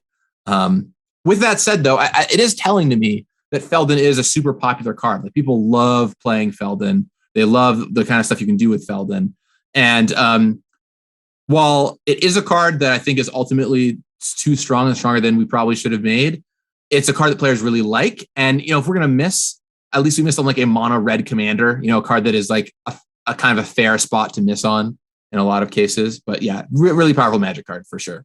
And I remember watching that playtest too, because I was, me and Ethan were both people who needed to watch it and just be like, oh, yep, I remember how much time was put into this card, and it came out pretty powerful. It just kind of seems like we have learned a lot about Commander over the past apparently 7 years. This came out 7 years ago. Wow. And back then, I think they were just thinking about different things. I think they were more thinking about what is the cool effect we can do in a multiplayer game, and not really thinking about like how does this play out from game to game. Right. To me, actually, if I was twisting any knob on it, the one that I would probably twist before anything else is just that you can target the same creature and over, because that's the one that I think makes it feel repetitive. And like every game, you want to just find the best thing you can and do it. Yep. But easy solve. Exile the creature, make a copy of it. It dies at end of turn. Yep. Yeah. But maybe, if you disagree with us, if you're like Feldon's the best, don't touch my cards, let us know in the comments. I'm curious how many of you out there are like, yeah, Feldon's annoying versus no, we love Feldon. I'd love to know the answer. We'll move on to our third commander, though, which there's technically two options. You could have Tuck or Bosch commander deck, but I'm pretty sure this deck's going to prefer Bosch. Bosch is an 8-mana golem, 6/7, trample, 3 in a red, sacrifice an artifact. Bosch deals damage equal to the artifact's mana value to any target. And of course, the red in the ability there makes this artifact a red commander, thanks to the color identity rules. Fun card, cool from Mirrodin block. Yep, another card that I won lots of limited games with back in the day. Yeah, I guess it's worth noting that Bosch's mana value is 8, so it's very easy to find a way to deal 8 damage to your opponent by just tapping 4 mana to finish them off. So did good work. In terms of theme, I mean, this deck is super tight. This is mono red artifacts. It's got Goblin Welder even in it. It's got stuff like Junk Diver. It's got Cathodian and Mirror Retriever and Mirror Sire and Mirror Battlesphere, and it's very loud. I mean, a trading post, Mycosynth Wellspring, very loud about play artifacts, sacrifice artifacts, reanimate stuff. Melissa, is this the tightest deck we've seen yet in all 3 episodes? It probably is. Yeah, I think so. Yeah, like I think it is close. Like I think the Prosh deck also had a really cohesive theme, but yeah, I think this is a really tight theme, and yeah, like you said, very loud. So agree with you on all points there. Yeah, the only card here that looks like even a little bit off is Beetleback Chief, which is a 4-mana 2/2 that comes into play and gives you 2 goblins. But it does make sense to me that you would want your goblins to protect already. That way it's like, oh, they're going to attack my Planeswalker. I've got these chump blockers. Yeah, this feels also like the inclusion of this card also feels like the person who developed this deck is a limited specialist, and like he was like, oh, the problem is my Planeswalker keeps dying. How do I solve it? Tokens, So yeah, it's not on theme, but like I do understand why it's here. So I do actually have a story about this deck, and that is this deck was led by Max McCall, who was at Wizards at the time, left Wizards, and eventually has now come back to Wizards. And it's this like perfect machine. If you've ever played this pre-con, it like all the work comes together to work perfectly. But people kept suggesting cards to put in the deck to Max, and Max was like, "No, you can't make that change, or the deck will stop working because it's like very intricate. It needs like all these specific cards to make work, and you're digging for like Spine of Ishsaw in certain situations, and you need like your Beetleback Chiefs to block or whatever." And so ultimately, they kept the deck as is and shipped it. But when it came out, a lot of players, like the first things they did were make the deck worse. They're like, "Oh, well, I want these cards in, so we'll cut these things, put in these other cards." They made like Max's intricate machine not function as well. And when I was talking with Mark Globus, he likes to tell this story as kind of a cautionary tale of if you want to make sure that your deck is upgradable and upgradable in obvious ways, because otherwise people will buy your deck and then they'll go to change it and your machine will stop working and they might have made their deck worse in the process. So by having like obvious upgrades, it can be really important for making your deck work. And this is a deck where it was almost a finished package or a really well moving package out of the box. There wasn't almost enough to upgrade it with that weren't cards that would make the deck falter, which I thought was pretty interesting. I do have one card in here that I like to call out for being confused as to why it's here. Yeah. Flamekin Village. There's the one elemental Village in the deck, the Ingot Chewer.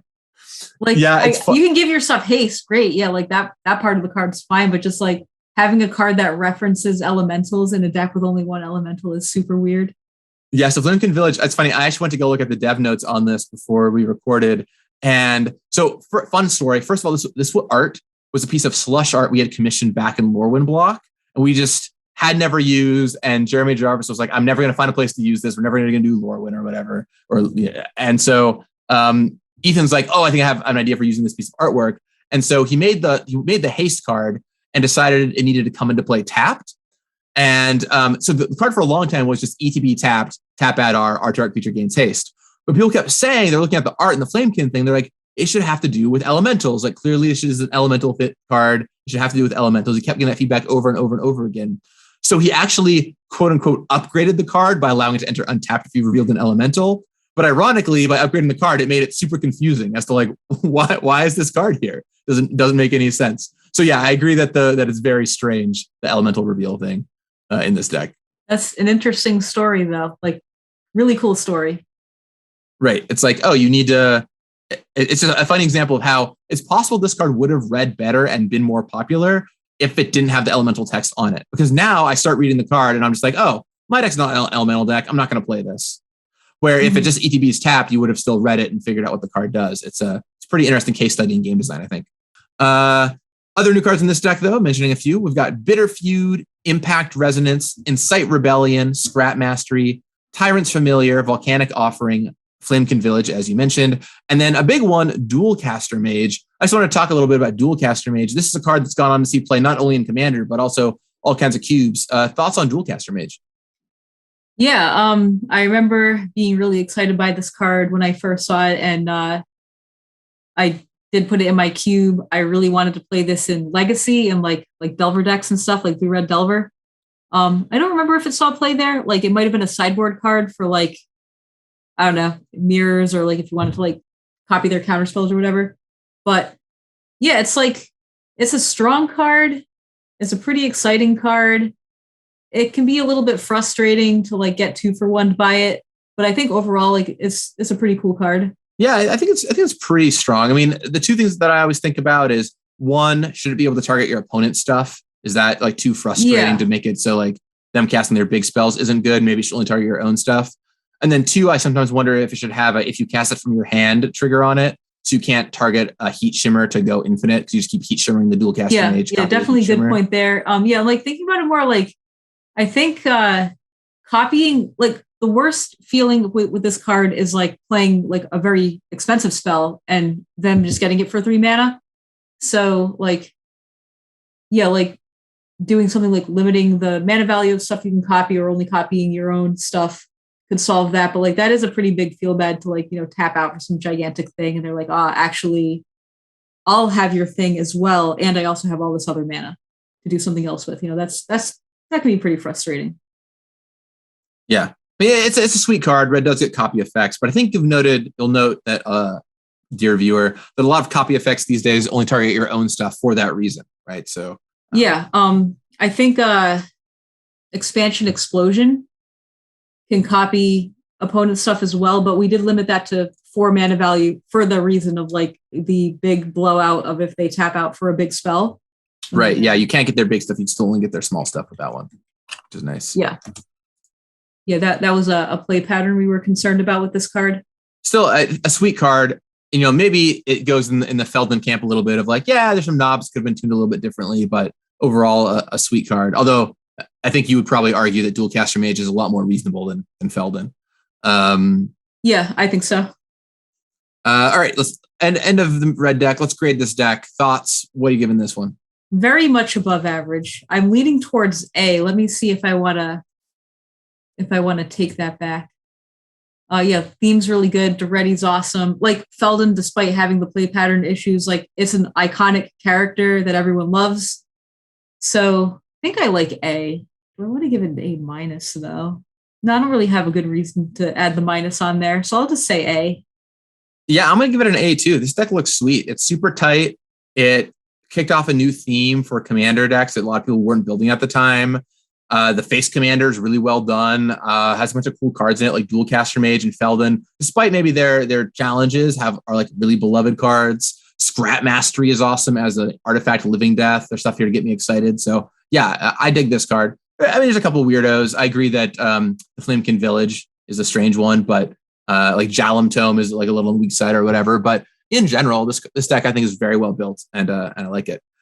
All right, well, so the red and the white deck got both A's for me. Kind of funny. Let's go into the final deck here. Guided by Nature. This is the mono green deck whose commander is Freyalise. Now, if you don't know what Freyalise does out there, she is a 5 mana Planeswalker - Freyalise, 3 green.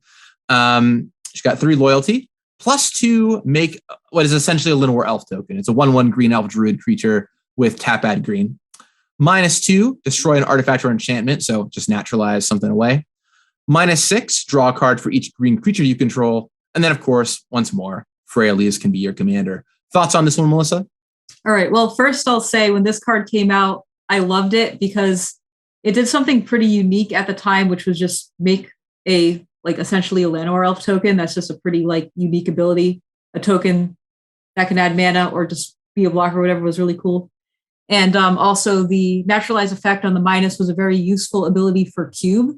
So I love this card for Cube when it came out, and I was really excited about adding it to my Cube. By today's standards, I think this Planeswalker is a bit on the weak side, but it's close. Actually, it's probably fine. It's a +2 to make the token, so it accumulates loyalty pretty quickly. Yeah, so I think overall this design is pretty good. Maybe just a touch weak by today's standards, but I think adjusting the loyalty a little bit can help solve that. Yeah, I think it's a pretty cool card. Like you, I mean, it kind of 2 things going on here. 1, making Llanowar Elf totally awesome. 2, Freyalise. That's a name we've heard in Magic for a long time. Once again, putting an old cool character in these decks. So hats off to you, Ethan, for choosing Freyalise. I remember a lot of folks saw this and teferi were this is huge to have this awesome eye patch lady that we've only ever heard about show up in a set. Because, a lot of the early Planeswalkers we didn't make cards out of because Planeswalkers weren't a card type back then. So you just heard about them, but never actually saw them as a card you could play with. So really cool to see that here. If I had one critique about Freyalise, I'm not super huge on the -2 to naturalize. Just because a naturalize setting in the command zone says don't play your cards, it's not as bad as a murder, but it's if you have a cool artifact or enchantment and someone's commander is Freyalise, you're just never going to want to cast it, which is kind of a bummer. Well, you just have to wait until somebody else plays their artifact or enchantment so they have a choice to make, I think there's ways to play around that. Yeah, fair enough. I mean, it's just at some point, if I've got Debtor's Knell in my hand or whatever, at some point they're going to have a fresh Freyalise to hit my thing with, which is a little annoying. But I agree, it's not the worst. And honestly, destroying artifacts or enchantments is a pretty noble thing to happen in a game of Commander too. There's a lot of annoying artifacts and enchantments. People never play enough cards to destroy them. And so having Freyalise hanging around is nice. Also, you do have to re-plus her before you can minus her again. So it's not like minus, which is nice. You could also argue that like if they're choosing to just play their commander as a naturalize and not playing like, say, a more powerful creature or like a card that works in the deck that you built, like maybe they're at a slight disadvantage. It's true. One thing that I want to call out on the ultimate that's interesting is it's -6 and her starting loyalty is 3. If you have a green planeswalker that can be your commander, we try and be very careful to not let it ultimate with doubling season. For example, Lord Windgrace later on, Commander 2018, has exactly, I think, one more than you need to ultimate it right away with doubling season for that reason. But with Freyalise, it was talked about for a while, but decided that ultimately -6 was okay because the ultimate is like not actually that strong if you hit it right away. I mean, it's great. It's great, but it's not game ending. So it's not like, doubling season Freyalise, the game is over. It's just like doubling season Freyalise, you drew, 4 cards. Good work, congrats. So I thought that was kind of interesting for when we design planeswalkers. I'm not really sure we should be like limiting our planeswalkers because the card doubling season exists. Like it's a card from Magic's past. Yes, it's popular and strong, but like every planeswalker ultimates on that turn with doubling season. There's no getting around it, Just with your commander, like making a 2-card combo between doubling season and your commander to like instantly crush the game can be a little scary. But we have to like balance the right amount to play around with it. I agree. The commander note definitely makes sense. Like I've designed lots of planeswalkers in standard, and I can't really just say, can't make this card. It goes ultimate on turn, that same turn with doubling season. Like that's not really like a thing that we should be using for balance. But yeah, like your point about the command zone does make sense for sure. Yeah, and one card combo. I mean specifically for like command zone. Planeswalkers. So let's look at the backup commander now, Titania, who has gone on to, I think, outlive Freyalise. Freyalise, cool, like we talked about, but Titania, super popular. People love this one. Titania, Protector of Argoth, is 3 green for a 5/3 elemental, legendary creature, of course. When Titania, Protector of Argoth, enters the battlefield, you get to return a land card from your graveyard to the battlefield. And when a land you control is put into a graveyard from the battlefield, you make a 5/3 green elemental. Thoughts on Titania? Yeah, so I remember being excited about Titania like as the character because I remember, back playing Magic back in the day, a bunch of Titania references, but I never knew who Titania was. So finally I see Titania and I was like, oh, that's really cool. So I was like pretty excited about that. I remember wanting to play this card in Legacy with my Wastelands. Like that's the thing that I remember most about it. Pretty cool design. I don't think it's the most fun to be like returning Wastelands to play in Legacy, but like if you consider the rate, it's a 5-mana creature, which is a lot to ask for in Legacy. So it seems okay. Really fun to build around with like fetch lands and like land sacrifice and stuff. Just make a bunch of creatures. So like pretty cool. Very strong too. Yeah, this card is very strong in the right deck. I remember one of the last changes that was made to the set. I think I remember 2 people. Maybe it was like Aaron Forsyth and someone else playtesting. I can't remember who. They were debating if this card should be 4 or 5 mana because it was 4 mana for a long time. Wow. Okay. And they were worried about the legacy implications of it. So they ended up bumping it up to 5. And I think they would have been right. I think that 4 mana would have definitely been a legacy player, like getting back your Wasteland, cracking it, getting a 5/3 right away. 5 is like a good sweet spot for this card, I think. And yeah, it's very fetch lands matter, very wasteland matters, which is, not always my favorite place to be, but it does allow for some cool decks to get built where you scape shift your lands away or what have you. So that's kind of neat. Yeah, pretty unique effect, especially at the time. And then the reprint commander in this deck is a Zuri Renegade Leader, which is 1 green for a 2/2 elf warrior. Green to regenerate another target elf, and then it can cast Overrun for your elves. 2 green elf creatures you control get +3/+3 and gain trample until end of turn. So as you might guess, there's some elf stuff going on here. This deck is like basically elves and ramp. You've got like literally Llanowar elves. You've got, Elvish Mystic in here. You've got Priest of Titania, of course, fits in with the elf theme and the Titania theme. Elvish Visionary, and even some far afield ones like Thornwield Archer, which is a 2-mana 2/1 reach death touch. And then of course you ramp into some bigger game stuff if you want. You can ramp into your Primordial Sages or your Soul the Harvest or your Elves Cantrip. Thunderfoot Baloth, make all your stuff get +2/+2 and trample. Yeah, I mean, just a really nice low-hanging fruit theme here of Elf Tribal. It's funny because I feel like if you read the two commanders, like the Titania and the Freyleys, you would not really think, oh, this is an Elf commander deck. You would kind of more think this is a, green mid-range deck, right? So I was surprised to learn that this was actually an Elf deck. Yeah, I mean, it's not 100% Elves. It's got some other stuff going on, but Titania is definitely out of left field. Like Freyleys at least makes an Elf token that helps you out, But Titania is like, yeah, I got nothing to do with Elves. I'm just a cool Magic card, and I guess that's enough for her to live here. It also has some good recovery and like Grim Flowering, Praetor's Council, Fresh Meat, all that kind of stuff. The thing that made me laugh the most in this deck, Melissa, though, I gotta say, I was reading this and just like laughing. They're just like, we're building a mono green deck. We're not gonna be able to beat flyers, so we just have to hate on it as much as possible. It's got Silklash Spider. It's got Elvish Sky Sweeper, a 1-mana 1/1 that can sacrifice an elf to kill a flyer. I'm familiar with this one. Limited All-Star.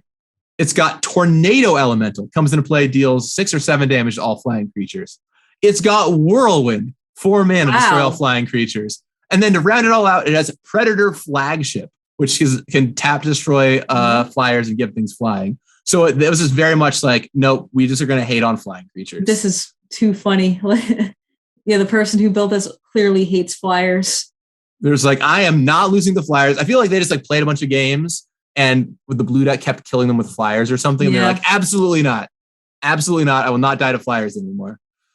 So that's pretty cute.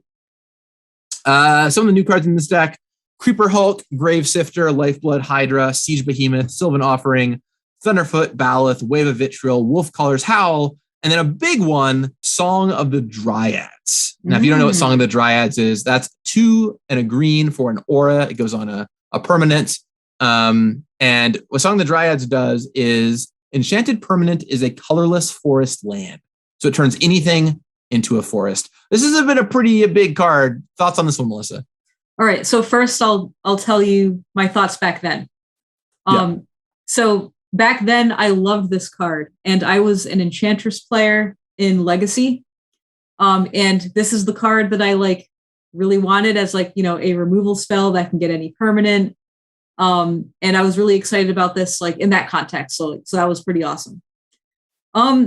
As for now, it's a 3-mana green Vindicate. Well, for non-land permanents, but no, it's actually any permanent, but it makes it a land. So anyway, you get what I'm saying.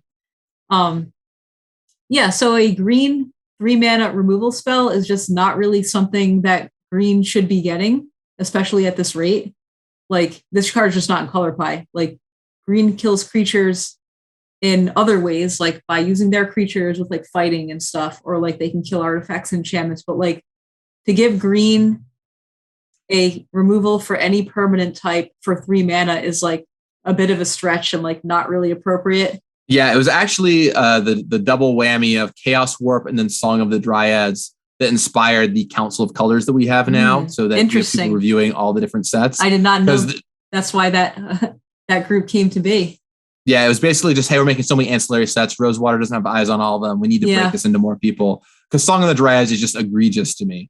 3 mana, turn something into a colorless forest land, kills off planeswalkers, kills off artifacts, enchantments permanently, kills off creatures permanently, kills off anything under the sun permanently. And to make things even more brutal, if you play it on a commander, they can't get out of it.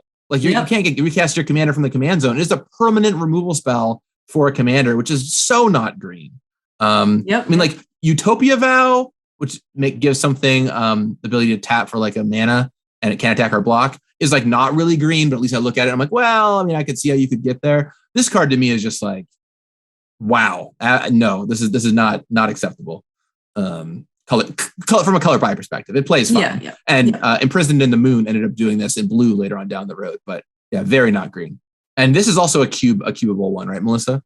For sure. It might even be in current Magic Online cubes. I'm not really sure where they're at right now, but this card has been a cube staple since its existence, mostly because it's a way for green to kill anything, and that's just very unique and not something that green can do. Right. Same reason that Chaos Warp gets Q play, right? It's like, oh, it's a color pie break. Therefore, it should be in here because it does a weird thing for this color that at a good rate. So weird card, but, ultimately ended up making a mark. So we got a bunch of elves. We got Freyalies. We got Titania. What do you think for this deck, Melissa? What are you grading it as? All right. Well, definitely not an A, because I just don't think it can compete with the red deck. Like the red deck is just like better designed, I think. And above average for sure, though. So I'm in the B range here. Let's see. So all right, let's start with what I don't like. I don't like the two face commanders don't tell you that this is elves, yet it's an elf deck. So I don't like that. There's some weird card choices that are, they don't really strike me as multiplayer designs. Like we went over some of them, like, the Elvish Sky Sweeper, right? Like that's just not a card you're excited to play in your multiplayer game. I like the elf theme in general, outside of the commander issue that I just talked about. And the theme does make sense and feel green. And the two face cards are sweet. So I'll go with B+. Yeah, I think this is like a B+, A- for me. It's pretty close. There's a lot I like about it, but the two face commanders not being loud enough about elves is really weird to me for a deck that ultimately has a ton of elf tribal cards in it.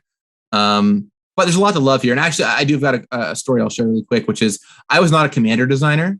I had played almost no commander, and I was being asked if I wanted to lead Commander 2017. And it was going to be my first lead, but I didn't know if I wanted to take a commander project because I didn't really know much about commander, or I wasn't really into commander.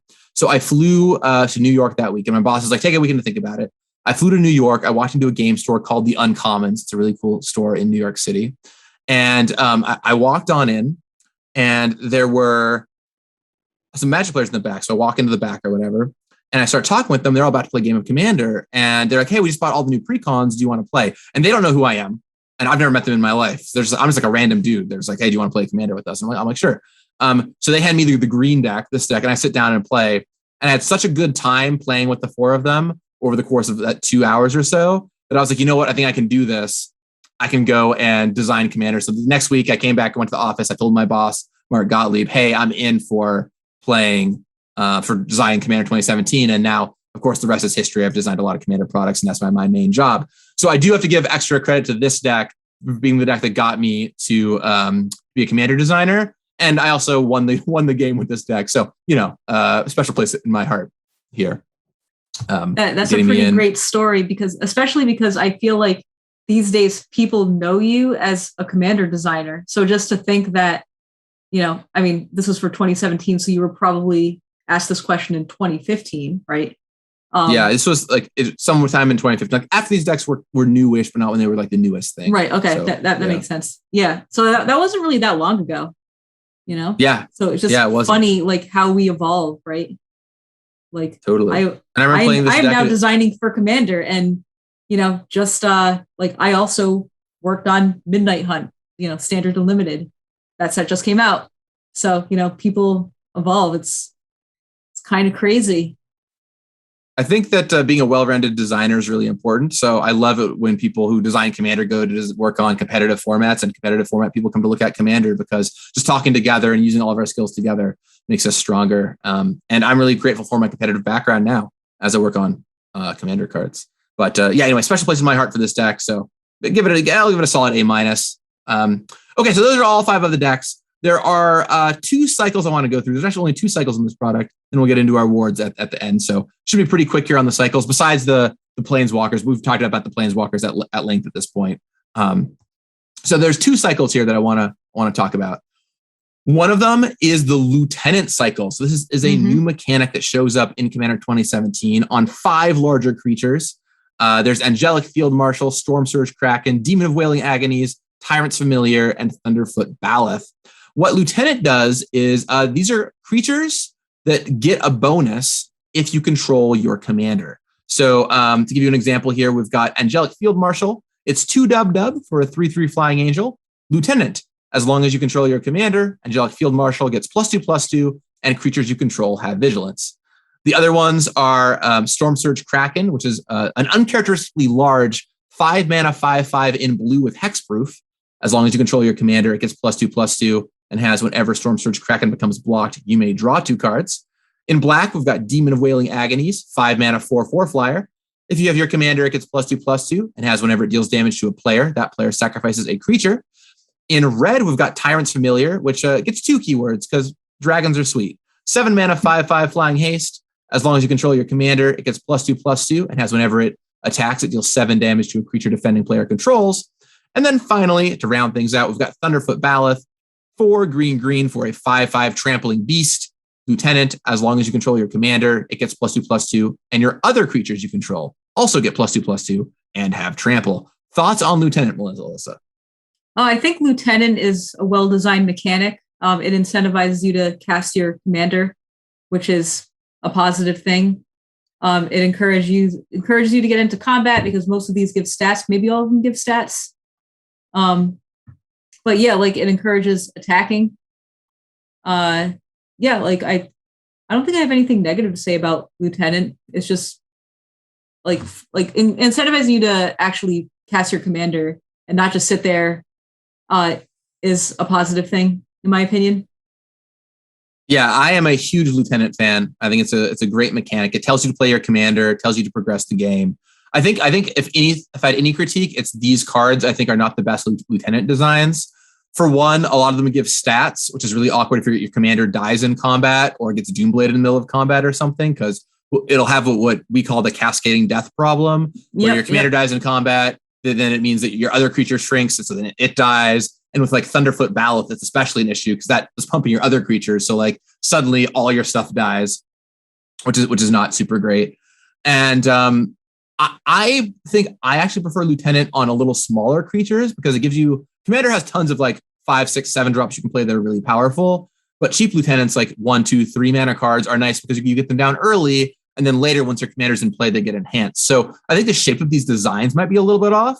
But the mechanic, I think, is awesome. And obviously, you know, when we get to Commander 2018, I made another cycle of Lieutenant cards that are all cheaper. So, I mean, spoilers, I clearly like that mechanic. But yeah, to me, Lieutenant is great and just tells you to do like a great thing. In Commander Legends, I had a mechanic called Advocate, which was whenever a commander ETBs or attacks, this creature gets a bonus, which is very similar to this. So, big fan. What do you grade Lieutenant as, Melissa?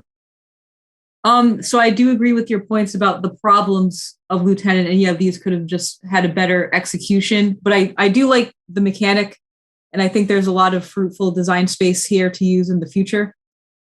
Maybe an A? Or should I knock it down because of the execution of some of these? A-? Yeah, I think it's fair to rate it on the mechanic when we're rating mechanics and not the individual cards. So, all right, as a mechanic, then I think an A. Yeah, I'm going to give it an A too. I think it's just a great mechanic. And even if these cards might have been a little off for a first roll, and they're not even like necessarily that off, you know, I think Lieutenant's a great mechanic, and I hope we see it again. Yeah, you can like make these all attack triggers get bonus. This way you don't have that cascading death trigger, and like that solves a lot of the problems. Yeah, absolutely. Okay, then moving on into the second cycle that we have is the offering cycle. So I think it's interesting. In the first Commander series of decks, we saw the joined forces mechanic, which were political cards we could pay mana in to get an effect. In the second series, we saw the tempting offer cycle, where you get something and other people can get something, and if they take it, you get it again. So like 2 political cycles. In the third series of Commander decks here, Commander 2014, we get another political cycle that is like kind of a tempting offer variant, I guess. I don't really know how to describe it. The way it works is it's like this. They're all instants or sorceries, and they have 2 effects on them. And you get the effect, and one other opponent gets the effect. So it's probably easiest if I just read one. I'll start with Benevolent Offering here. Benevolent Offering says 3 instant, choose an opponent. You and that player each create 3 1/1 white spirit creature tokens with flying, and choose an opponent. You gain 2 life for each creature you control, and that player gains 2 life for each creature they control. So the idea here is kind of like, okay, I'm going to make 3 spirits, and Melissa's going to make 3 spirits. But then I'm going to gain 2 life for each creature I control, but I just made 3 spirits, so that's awesome. And Mark over there is going to gain 2 life for each creature they control, but they didn't just make 3 spirits, so it's a little better for me. Yeah. So it's kind of a weird cycle where you're like giving stuff out and getting some bonuses for it and splitting it between players. So that's the white one. I'll just go and read the rest of them here. We've got in blue, we've got Intellectual Offering, 4 blue instant. Choose an opponent. You and that player each draw 3 cards. And then also choose an opponent.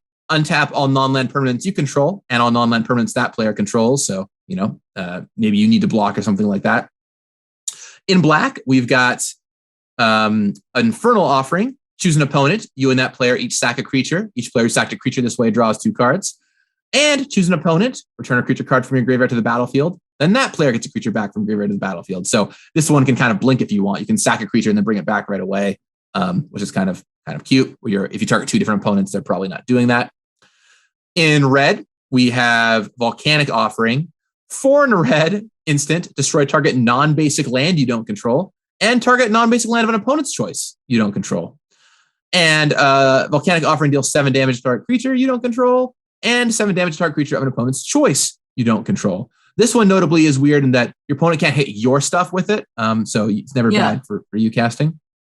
And then finally, Sylvan Offering, XG. Choose an opponent. You and that player each make an XX green tree folk, and choose an opponent. You and that player each make X11 green elf warrior creature tokens. So you get 1 big XX and a bunch of 1/1s. Thoughts on this mechanic, Melissa, or this cycle, I suppose, of offering cards? Yeah. My biggest critique is that these don't do very much. Usually, not anything in 1v1. There's going to be games where it's down to you and one opponent, and then like drawing these, it's just going to feel kind of bad, especially with like some specific designs, like the blue one, for example, is just completely symmetrical. So that one kind of feels bad. So I'm not really a big fan of that. In a multiplayer game, I think these play out fine, but like I'm not like wowed by the abilities or anything. So I think they're just kind of average in my mind. Yeah, there's a few things going on here that are tough for me. The first is that there's really hard to wrap my head around. There's a lot of text, kind of like Tempting Offer. There's a lot of text. I'm trying to figure out what does what. And then I have to make like these choices of like, okay, should I give this the thing? Should I give this the thing? It's almost always political. So like you kind of reveal the card and then you're like, who wants an X? Who will do something nice for me if I do this thing for them? Which is, can slow the game down a little bit sometimes. So that's kind of rough. I don't mind them, but it's kind of thing where it's like, they exist. It's fine. I'm not like angry that they exist, but I'm not very eager to do them again either. And the breaking symmetry thing is like kind of cute, but just so hard to wrap your head around. You have to read so many words to kind of get it. And it's not even like, I think a lot of people could read this card and feel like, do I have to choose the same opponent? How does this work? Can I choose the same opponent for these? It's easy to get confused there. I will say that the green one, like whenever someone casts this card against me, it always feels like a total beating. I'm like, I'm never prepared for the green one. There's like, make a 6/6 and get 6 1/1s. And you're like, wow, that was really good for 7 mana. This one is just really powerful on rate. Like this one is probably just miscosted. But yeah, I agree. Like this card has probably been reprinted. Let's see. That actually has not been reprinted. But yeah, this is just a card that I see in random Commander games. And like, anytime this is cast against me, it does feel like a blowout because it's usually a 4-player game. So like the person who doesn't need the creatures gets the big creature or whatever. And then the player who casts it just gets this gigantic board for like such a low cost. So I think this rate is probably just wrong. Yeah, maybe it should be XGG or something. I don't know. Like it's so easy to beat up on one player, right? Because it's like, hey, you and me get tokens and we're all going to attack player C. And player C is like, what gives? Yeah. So that's kind of rough. Thoughts on the cycle, Melissa? What are you going to grade him? Yeah, like probably a C here. Yeah, it's just a very not very exciting cycle. And like I agree with your points about it's like pretty wordy and hard to understand what you're supposed to do with it. And yeah, I really don't like how it plays in just a 1v1 game, which is common. Yeah, I think I'll line with you, Melissa. I'm going to give it just C, pretty middle of the road. Like they're fine that you play them. They have effects. Some of them are even good effects, but I never get excited reading them. They're like so wordy. I have to I can't remember what I literally like, I've scrolled down the page of the cards and I've already forgotten what half of them do. And I literally just read all of them to you. So yeah, I'm going to give it, I think a C or maybe even C- on these. fine Magic cards. It's fine to do once. Not super stoked about them. And then finally, not a cycle, but just one thing I wanted to mention because there's all these colorless cards in these decks. There's the shared colorless cards between a few different decks here. I just want to mention what they are. Assault Suit, Commander Sphere, Lore Seeker Stone, Unstable Obelisk, Arcane Lighthouse, and Myriad Landscape. A lot of those cards still see play today, like especially Commander Sphere and Myriad Landscape are like staples in a lot of Commander decks. So some really good stuff coming out of the colorless band here. Yep, we see these as reprints all the time. A fun fact I learned, by the way, about Commander Sphere today, Melissa, blew my mind. Originally, so Commander Sphere pretty good. It's a 3-mana artifact, taps for mana of your commander color's identity, and sacks the draw card. Originally, up until like late-ish in the process, it was 2 mana. It was Arcane Signet that could also cycle. Oh, wow. Okay. That would have been quite the Magic card. I am glad we did not make that. That would have been like the best Signet by like a long shot that we've ever made. It's not remotely close. So glad we didn't do that. Okay. So that's cycles, that's colorless. Now let's get into the part that everyone loves debating in the comments, the final part of the show. Let's do some awards. These are our awards for a few different categories for the show. And I have some suggestions down here. I'm going to run down them. But Melissa, I know you reviewed the cards as well. And so you might have some different opinions than me on what these are. You're welcome to tell me you have a different thought on any of these award categories. You ready for the awards? Sure, let's do it. All right, let's take it away. All right, first award. Showed up last time. People love this award. This is the most out of place reprint. This is the card that you're like, what is this doing in a Commander product? I don't understand. Or especially in this deck. I have a number down here. I've got a bunch from the blue deck and a couple from some other places. I've got Fathom Seer. I've got Shaper Parasite. I've got Turn to Frog. I've got Fool's Demise. I've got Beetleback Chief. I've got Jalum Tome. And I've got Predator Flagship in the mono green deck. Thoughts, Melissa, on which one of these is the most out of place reprint? All right. So I am going to go with Turn to Frog because like it just looks like a card for a limited deck. And even then it's just a mediocre one. So it's just like, like you don't go building Commander decks. It's like, all right, what removal do I want to play? How about Turn to Frog? It's just like not really a card that's on your mind for Commander. Yeah, I think for me, it's one of the cards from the blue decks for sure. Turn to Frog is a fine pick.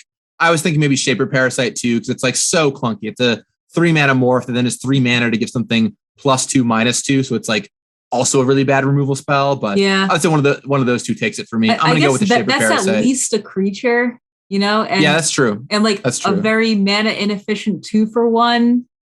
But yeah, both are kind of similar in that they're just like limited removal spells.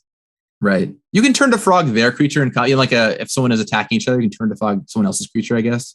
I guess Shaper Parasite can do that to their creature too. Anyway, I think you and I are both agreed it's either the Parasite or the Turn to Frog for this one. Lots of options there. Best flavor. I only had 3 options here that I really loved. We've got Reefworm, which we talked about already. The awesome worm that turns into a shark eventually. We've got Felden of the Third Path, who even despite gameplay grievances, I think is a fantastic flavor based on the story. And then one we haven't talked about at all, which is Fell the Mighty. Fell the Mighty is 4 and a dub for sorcery. Destroy all creatures with power greater than target creature's power. So it's like, this great, I'm going to take care of everything that's larger than me, David versus Goliath kind of thing. Which of these do you think has the best flavor, Melissa? So my pick is actually Felden. Despite my criticism of this card, like I was criticizing it for gameplay, not for the character or the story, but I do remember hearing about like this guy's story and hearing about like his wife and all that and how sad it was. And I was like, oh, wow, that is a very interesting story. And now I understand why the card does this. And I thought that was really cool. And the character is just very iconic, especially these days, even though at the time all we had was his cane. And I still think we only have his cane. But, this is a name that I have heard before in like, random lore things that I've read in the past. So like I was excited to see this character finally get a card. So yeah, Felden. Yeah, I think I'm gonna go with Felden too. It's interesting. Do you want like the like magic goob flavor card or like the like anyone can read this and understand it card? Because to me, it's like either Reform or Felden. And Reform is so adorable. You totally get the story there. But a card that makes me feel like heartache and emotion is so hard to pull off. So I'm going to go with Felden here. I agree. It's an amazing rendition of the story. Let's move on to the oops category. This is the card that's like, maybe we should have done that. Maybe we should have made this card. Candidates, we've got Teferi, we talked about already, probably a little too good. Combo killed you to steal your booster on turn 4. We've got Myriad Landscape, which is just free mana acceleration as a land in every color, which is kind of wild. And then we've got Song of the Dryads here, which I think is probably the runaway winner, but I could be convinced that it's supposed to be Teferi. Yeah. What do you think? So I'll just talk about the honorable mention first, because I do think it's Song of the Dryads is the winner of this category. But yeah, Myriad Landscape is a good honorable mention here. This card just like makes most decks. However, on the plus side is at least it like forces you to play basics in your decks and like very high powered mana bases. You might not have very many basics, and you really can't afford to play this card. But yeah, it is very powerful and ubiquitous, and just very easy to ramp at a very low opportunity cost because it's just a land slot in your deck. Yeah, so yeah, but Song of the Dryads, that's the winner. Right, a card which helped the Council of Colors get formed is probably a good candidate for oops.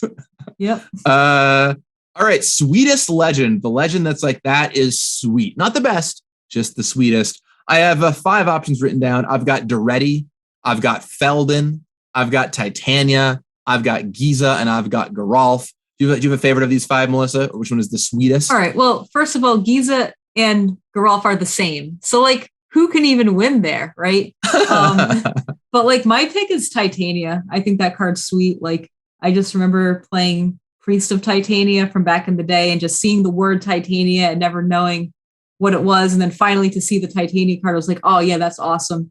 And I think the card is powerful and cool also. So yeah, I think that's my pick. Yeah, it's a great pick. The fact that it harkens back as a story character is really nice. I think Titania is my number 2. I'm going to lean Duretti just because it did invent like kind of a new style of commander deck. But you can't go wrong with either of those picks, I think, or even Feldon. Giza and Geralf, I think, are a little bit lower for me, but Duretti, Feldon, and Titania are my 3 top picks. I think I'm going to go for Duretti, but yeah. Duretti and Titania. Yep, Duretti would be my number 2. I think Feldon's too sad. Oh, no. He can't be sweet. He's too sad. He already won an award from us. Okay, time for the most weird. There were a lot of options for most weird here, and a lot of these are cards we have not even talked about. So, all right. First of all, is one that's going to take me a very long time to read to you. It's called Comeuppance. It is. Okay. I remember when I saw this card in the slideshow back in the day, I was like, wow, there are so many words on this card. And it's like a classic example of trying to solve for every corner case and ending up with a card that should have just like let the corner cases hit you and be shorter. So it says 3 and white. Okay. Prevent all damage that would be dealt to you and planeswalkers you control this turn by sources you don't control. If damage from a creature source is prevented this way, Comeuppance deals that much damage to that creature. If damage from a non-creature source is prevented this way, Comeuppance deals that much damage to the source's controller. So the idea here is very simple. It prevents all the damage that's dealt to you, and then it deals the damage that would be dealt to you back to whatever dealt it in the first place. So if they lightning bolt you, they take 3. If they attack you with a creature, that creature takes 3. It takes a lot of words to say. Let me clarify something. So if they attack you with like 3 3/3s, are all these 3/3s taking 3 damage each? Correct. Whoa, this card's crazy. Yeah, no one plays this card, or not known, but this card is not very heavily played because it is very wordy and it's never been reprinted. But this card's actually like surprisingly very good, I think. Also, this card does not seem like color pie appropriate either. It's just like it just kills, it prevents damage and kills the creatures that, like, you know, as long as like they have power equal to their toughness, right? Yeah, I think it's at least color pie debatable because like white can kill attacking creatures, which is what this does. Yeah, but I agree that maybe it's like a settle the wreckage type thing, and like. But I agree that like redirecting lightning bolts back at them is kind of weird. So I don't know how I feel about that. But anyway, it's a cool card. It's a neat card. Maybe you should play it more. I know Sheldon loves it in his do it to yourself deck. I've got Domineering Will, card I forgot existed. It's 3 and a blue for an instant. Target player gains control of up to 3 target non-attacking creatures until end of turn. Untap those creatures. They block this turn if able. So like someone's attacking you and you're actually like, yoink, take your 3 creatures, block your thing, kill them. Or maybe someone else is being attacked and you mess up their combat by taking their creatures or whatever. So that's kind of a wonky card. The next card I want to read off to you is Impact Resonance. 1R instant. Impact Resonance deals X damage divided as you choose among any number of target creatures, where X is the greatest amount of damage dealt by a source to a permanent or player this turn. So basically, it looks at the most damage that's been dealt anywhere this turn, and whatever took the most damage, it deals that much damage divided how you choose. So if I dealt 7 damage to Melissa this turn, it would deal 7 damage divided as I chose between the creatures. Sorry, I did not follow you. Yeah, Wait, well, that totally. This card, I just read it 3 times, and I still don't know what it does. So that's not a good sign. It looks at whatever is taking the most damage this turn, whether it's a player or a permanent, and then it deals that much damage. So if a player's taken 15 damage this turn, it deals 15 damage. If a creature's taken 16 damage this turn, it would deal 16 damage instead, if that helps at all. That does. Like that makes sense. I don't think that's what I read. Yeah, it's a pretty wacky magic card. Yeah, okay, anyway. So maybe an early contender. We've got Assault Suit. Assault Suit is a 4-mana equipment. Equipped creature gets +2/+2, has haste, can't attack you or planeswalkers you control, and can't be sacrificed. At the beginning of each opponent's upkeep, you may have that player gain control of equipped creature until end of turn. If you do untap it, equip 3. So you put this on something, and then everyone gets it basically on their turn. You just pass it around the table, and they all attack each other with the assault suited creature potentially. Yep. There's that card is pretty fun, legitimately. There's Arcane Lighthouse, which is a land. Tap, add 1. 1 tap until end of turn. Creatures your opponents control lose hexproof and shroud and can't have hexproof or shroud. So very strange to read, especially given that by this card we had phase shroud out. So writing shroud on a magic card at that point is unusual. Get those Argothian enchantresses. Yeah. And nimble mongoose. Yeah, poor nimble and blurred mongoose. What did I ever do to you? And then finally, a card we've talked about a lot, Song of the Dryads, which is very weird on account of turning something into a forest forever. So we read off a lot of cards here, Melissa. Which one is the most weird? I'm going to eliminate Song of the Dryads, Assault Suit. It's probably Comeuppance, actually. Or Impact Resonance. And my reason for picking these 2 specifically is because I read them and I do not understand what they do. And then you tell me what they do, and I'm just like, oh, I don't think that's what I read, but okay. So I could be misremembering them. I could be misreading them too. We could be having a little misremembering party. No, I think the point is just cards should explain what they do in a way that, you don't have to read it 3 times to figure it out. I just think if a card is that complicated, we just shouldn't print it. There's probably just some simpler, better way to do that effect. Right. Yeah. Right. So which one though? Reading the card. It's like reading the card should explain the card. It shouldn't be reading the card plus algebra explains the card, Exactly. Yeah. Yeah. So, is it Comeuppance? The name's weird. There are too many words. The effect is weird. Yeah. I think I'm going to go with Comeuppance. Comeuppance. I'm curious why you eliminated Song of the Dryads so early. Because to me, that card is so weird, right? It's it's out of color pie. It makes something a forest permanently. Yeah, I get that, but I don't really think that's weird because if you just say, what does a Song of the Dryads do? Oh, it turns something into a forest. That makes sense. I'm not really evaluating it on out of place in color pie. I'm more evaluating it as just a weird design to read and parse and think about. I don't think this card is weird to think about. It does what it says. It makes sense to me, especially as a player back then who didn't really care about or really understand the color pie. I was just oh, this card's nice. Yep. I want to play this in Enchantress and Cube. This is cool. Now as a designer, yes, how to play some color pie, but I don't think the design is weird. It's just such a weird design. Yeah, I guess that's fair. I think Comeuppance and Impact Resonance are both solid choices just because there's a million words on them and I had to explain them. And now I'm not sure I know what the card does now that you questioned me. So it's I think that's how it works. I'm gonna personally give it to Song of the Dryads just because making it a creature of forest land is just really strange to me. Yeah, that's totally fair. We can just disagree on that. Yeah, we'll disagree. Let us know in the comments below what you think the weirdest card is. This set's got some weirdos, but Comeuppance, fine choice. Strongest card. This is the card that is the strongest. Containment Priest, Teferi, Song of the Dryads, Myriad Landscape, Duretti, and Commander Sphere. Those are my choices those are my picks for strongest cards. We could debate between, maybe you have a different one. You could say Titania or something like that. But thoughts on strongest card in the set? Okay. We're gonna have to all right. So basically, I'm gonna start eliminating cards and then ask you what's left because I already forgot all of them. But I think I want to eliminate Command Sphere because it's just a 3-mana rock at the end of the day, and those are kind of medium. Like this is a stronger one for sure, but I don't think it's stronger than other cards that you mentioned. Okay. I agree. I just want it on there somewhere, That's the first one. Can you say the cards again? Yeah, Containment Priest, Teferi, Song of the Dryads, Myriad Landscape, and Duretti. All right, let's eliminate Containment Priest as well, because even though that is a strong card and had a huge impact on a lot of formats, it is a hate card that is played depending on what other people are playing. So I don't think it can really be in contention of strongest card. So now we have eliminated down to Myriad Landscape is interesting. I just think it is a different class of cards than all the other ones that you mentioned, which are proactive cards. And this is a very subtly strong card. Right. Right. It's just, it's a free mana basically, but it doesn't win you the game on its own or anything like that. Right. Yeah. So I think I like that it's on the list and in contention here, but I think I'm going to eliminate it. It is strong. Don't get me wrong. It's just a strong in a very not obvious way. And it's slow-ish.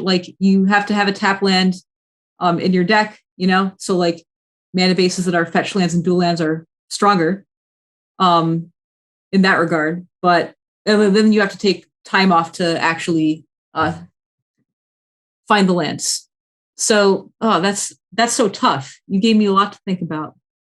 All right, but we're just gonna eliminate that for now, just because I don't want to pick a non-proactive card for this. Okay. I think it should be something that can make a really big impact on the game. That's a little bit more obvious than this. So it sounds to me you're down to the Fairy or Duretti then, unless you wanted to write in Titania. Titania is in contention, but I think you have to build around that more.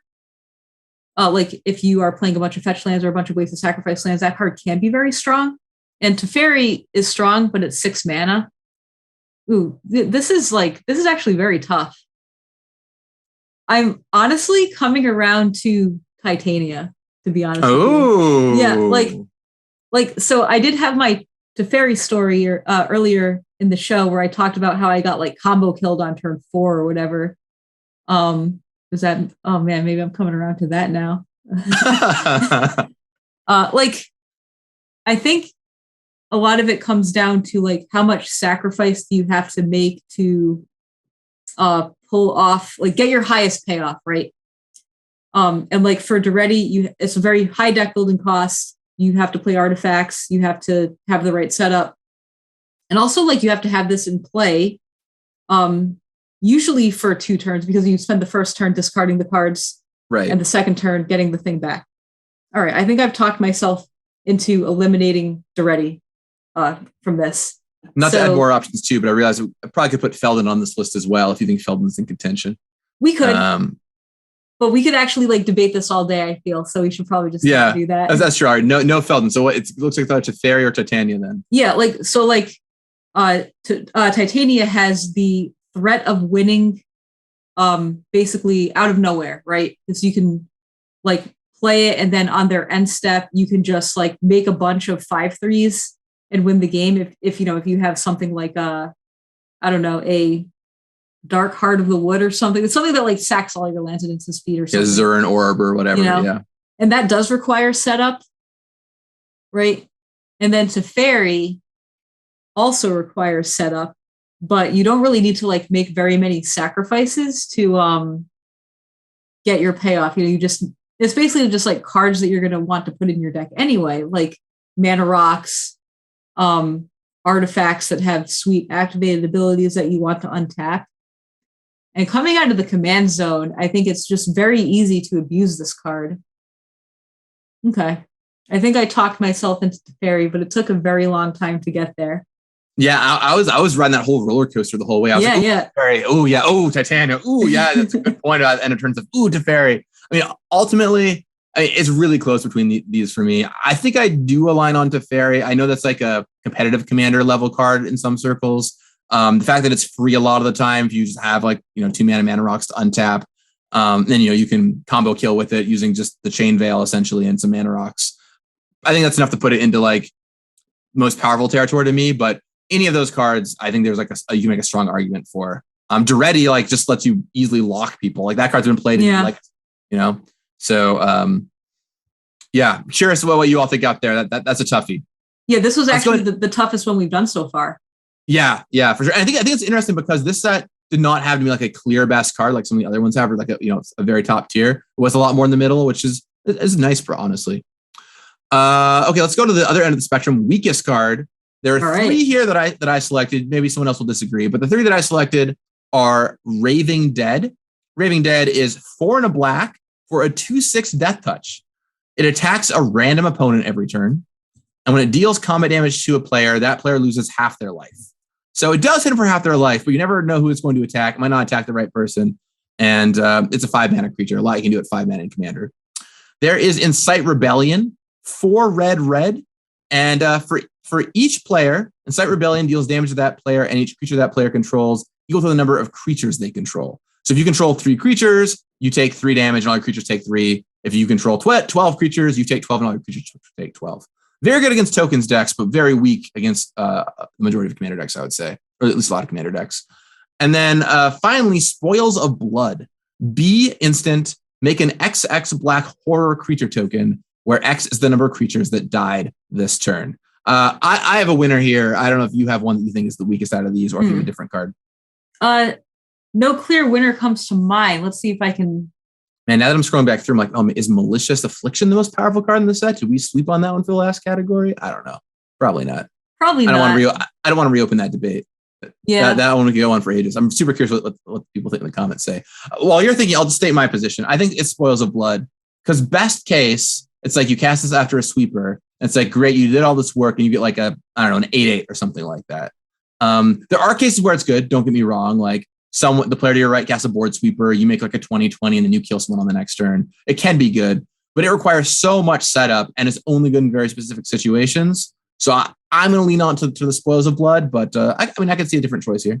All right.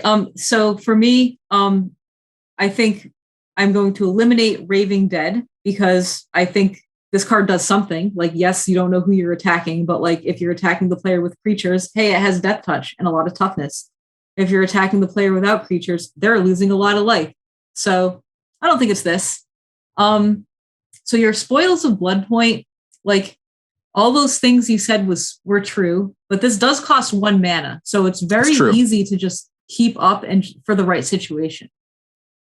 So this 6 mana Sword of Removal spell might be it for me.